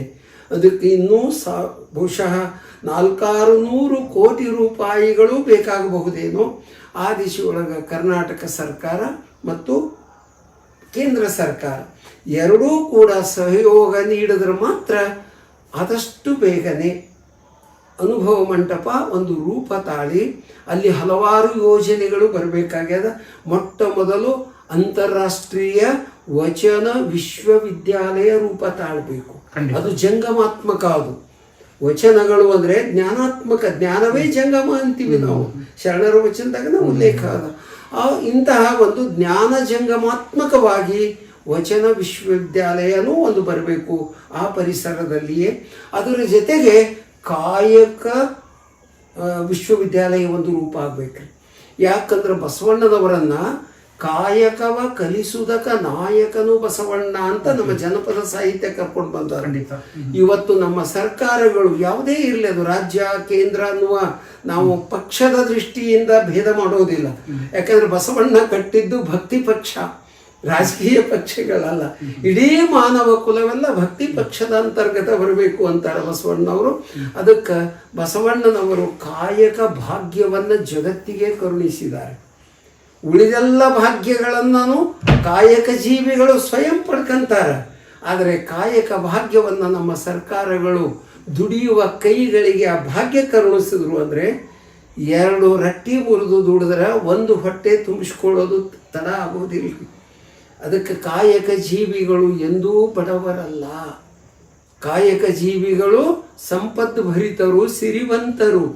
ದುರಾಸೆ ಅವನಿಗೆ ಅದ, ಅವನು ಬಡವರಿ ಬೇಕು ಬೇಕು ಬೇಕು ಬೇಕು ಅಂತಾನಲ್ಲ, ಇದ್ದುದರಲ್ಲೇ ಸತ್ಯ ಶುದ್ಧ ಕಾಯಕ ಮಾಡಿ ದಾಸೋಹ ಮಾಡಿ ಪ್ರಸಾದ ಸ್ವೀಕರಿಸಿ ಸಂತೃಪ್ತಿಯಿಂದ ಜೀವನ ಮಾಡ್ತಾನಲ್ಲ ಆತನೇ ಶರಣ. ಅಂತಹ ಕಾಯಕದಿಂದ ಗಳಿಕೆ, ದಾಸೋಹದಿಂದ ಬಳಕೆ, ಅದನ್ನು ಪ್ರಸಾದವಾಗಿ ಸಂತೃಪ್ತಿಯಿಂದ ಸ್ವೀಕರಿಸಿ ಬದುಕು ಮಾಡೋದು. ಕೇವಲ ಗಳಿಕೆ ಬಳಕೆ ಎರಡೇ ಇದ್ರೆ ಸಾಲದು. ಗಳಿಕೆ ಬಳಕೆಯಿಂದ ಕಮ್ಯುನಿಸ್ಟ್ ದೇಶಗಳೆಲ್ಲ ಪತನಕ್ಕೆ ಹೋದದ್ದನ್ನು ನೋಡ್ತೇವೆ.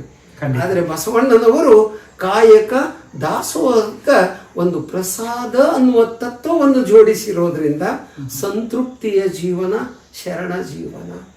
ಆ ದಿಶೆಯೊಳಗೆ ದಾಸೋಹ ಕಾಯಕ ತತ್ವಗಳು ಇಡೀ ಜಗತ್ತಿಗೆ ಒಂದು ನೆಮ್ಮದಿಯಿಂದ ಬದುಕುವ ಅಭಿವೃದ್ಧಿಯಿಂದ ಬದುಕುವಂತಹ ಒಂದು ಸಂದೇಶವನ್ನು ಕೊಡ್ತವೆ.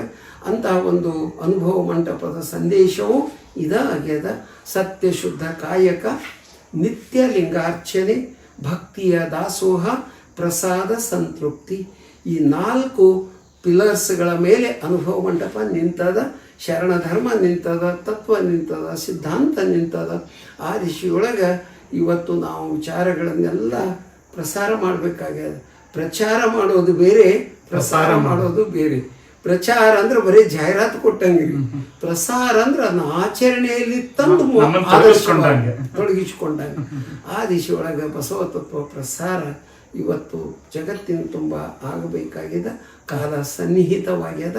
ಆ ದಿಶೆಯೊಳಗೆ ನಮ್ಮ ನಾಡಿನ, ಕನ್ನಡ ನಾಡಿನ ಪ್ರತಿಯೊಂದು ಮೂಲೆ ಮೂಲೆಗೂ ಕೂಡ ಜನಮಾನಸಕ್ಕೆ ಈ ವಿಚಾರಗಳು ತಲುಪಿದಾಗ ಬಸವಣ್ಣ ಇಡೀ ಸಮಸ್ತ ಕನ್ನಡಿಗರ ಸಾಂಸ್ಕೃತಿಕ ನಾಯಕ ಅನ್ನುವ ಗೌರವ ಅಭಿಮಾನ ಉಂಟಾಗುವ ದಿಶೆಯೊಳಗೆ ಸರ್ಕಾರಗಳು ಕಾರ್ಯ ಮಾಡಬೇಕು, ಸಂಘ ಸಂಸ್ಥೆಗಳು ಕಾರ್ಯ ಮಾಡಬೇಕು, ಮಠಮಾನ್ಯಗಳು ಕಾರ್ಯ ಮಾಡಬೇಕು. ನಾವೆಲ್ಲರೂ ಆ ದಿಶೆಯೊಳಗೆ ತೊಡಗಿಸಿಕೊಳ್ಳಬೇಕು. ಅಂದಾಗ ಮಾತ್ರ ಈ ಹೆಸರಿಟ್ಟಿದ್ದಕ್ಕೂ ಸಾರ್ಥಕತೆ ಆಗ್ತದ ಅನ್ನಿಸ್ತದ. ಆ ದಿಶೆಯೊಳಗೆ ನಾವೆಲ್ಲ ಕಾರ್ಯ ಮಾಡೋಣ ಅಂತ ಹೇಳ್ತೀನಿ. ತಮ್ಮೆಲ್ಲರಿಗೂ ಭಕ್ತಿಯ ಶರಣಾರ್ಥಿ. ನವೀನ ವಿಷಯಗಳನ್ನು ತಿಳಿಸ್ಕೊಟ್ರಿ ಗುರುಗಳೇ.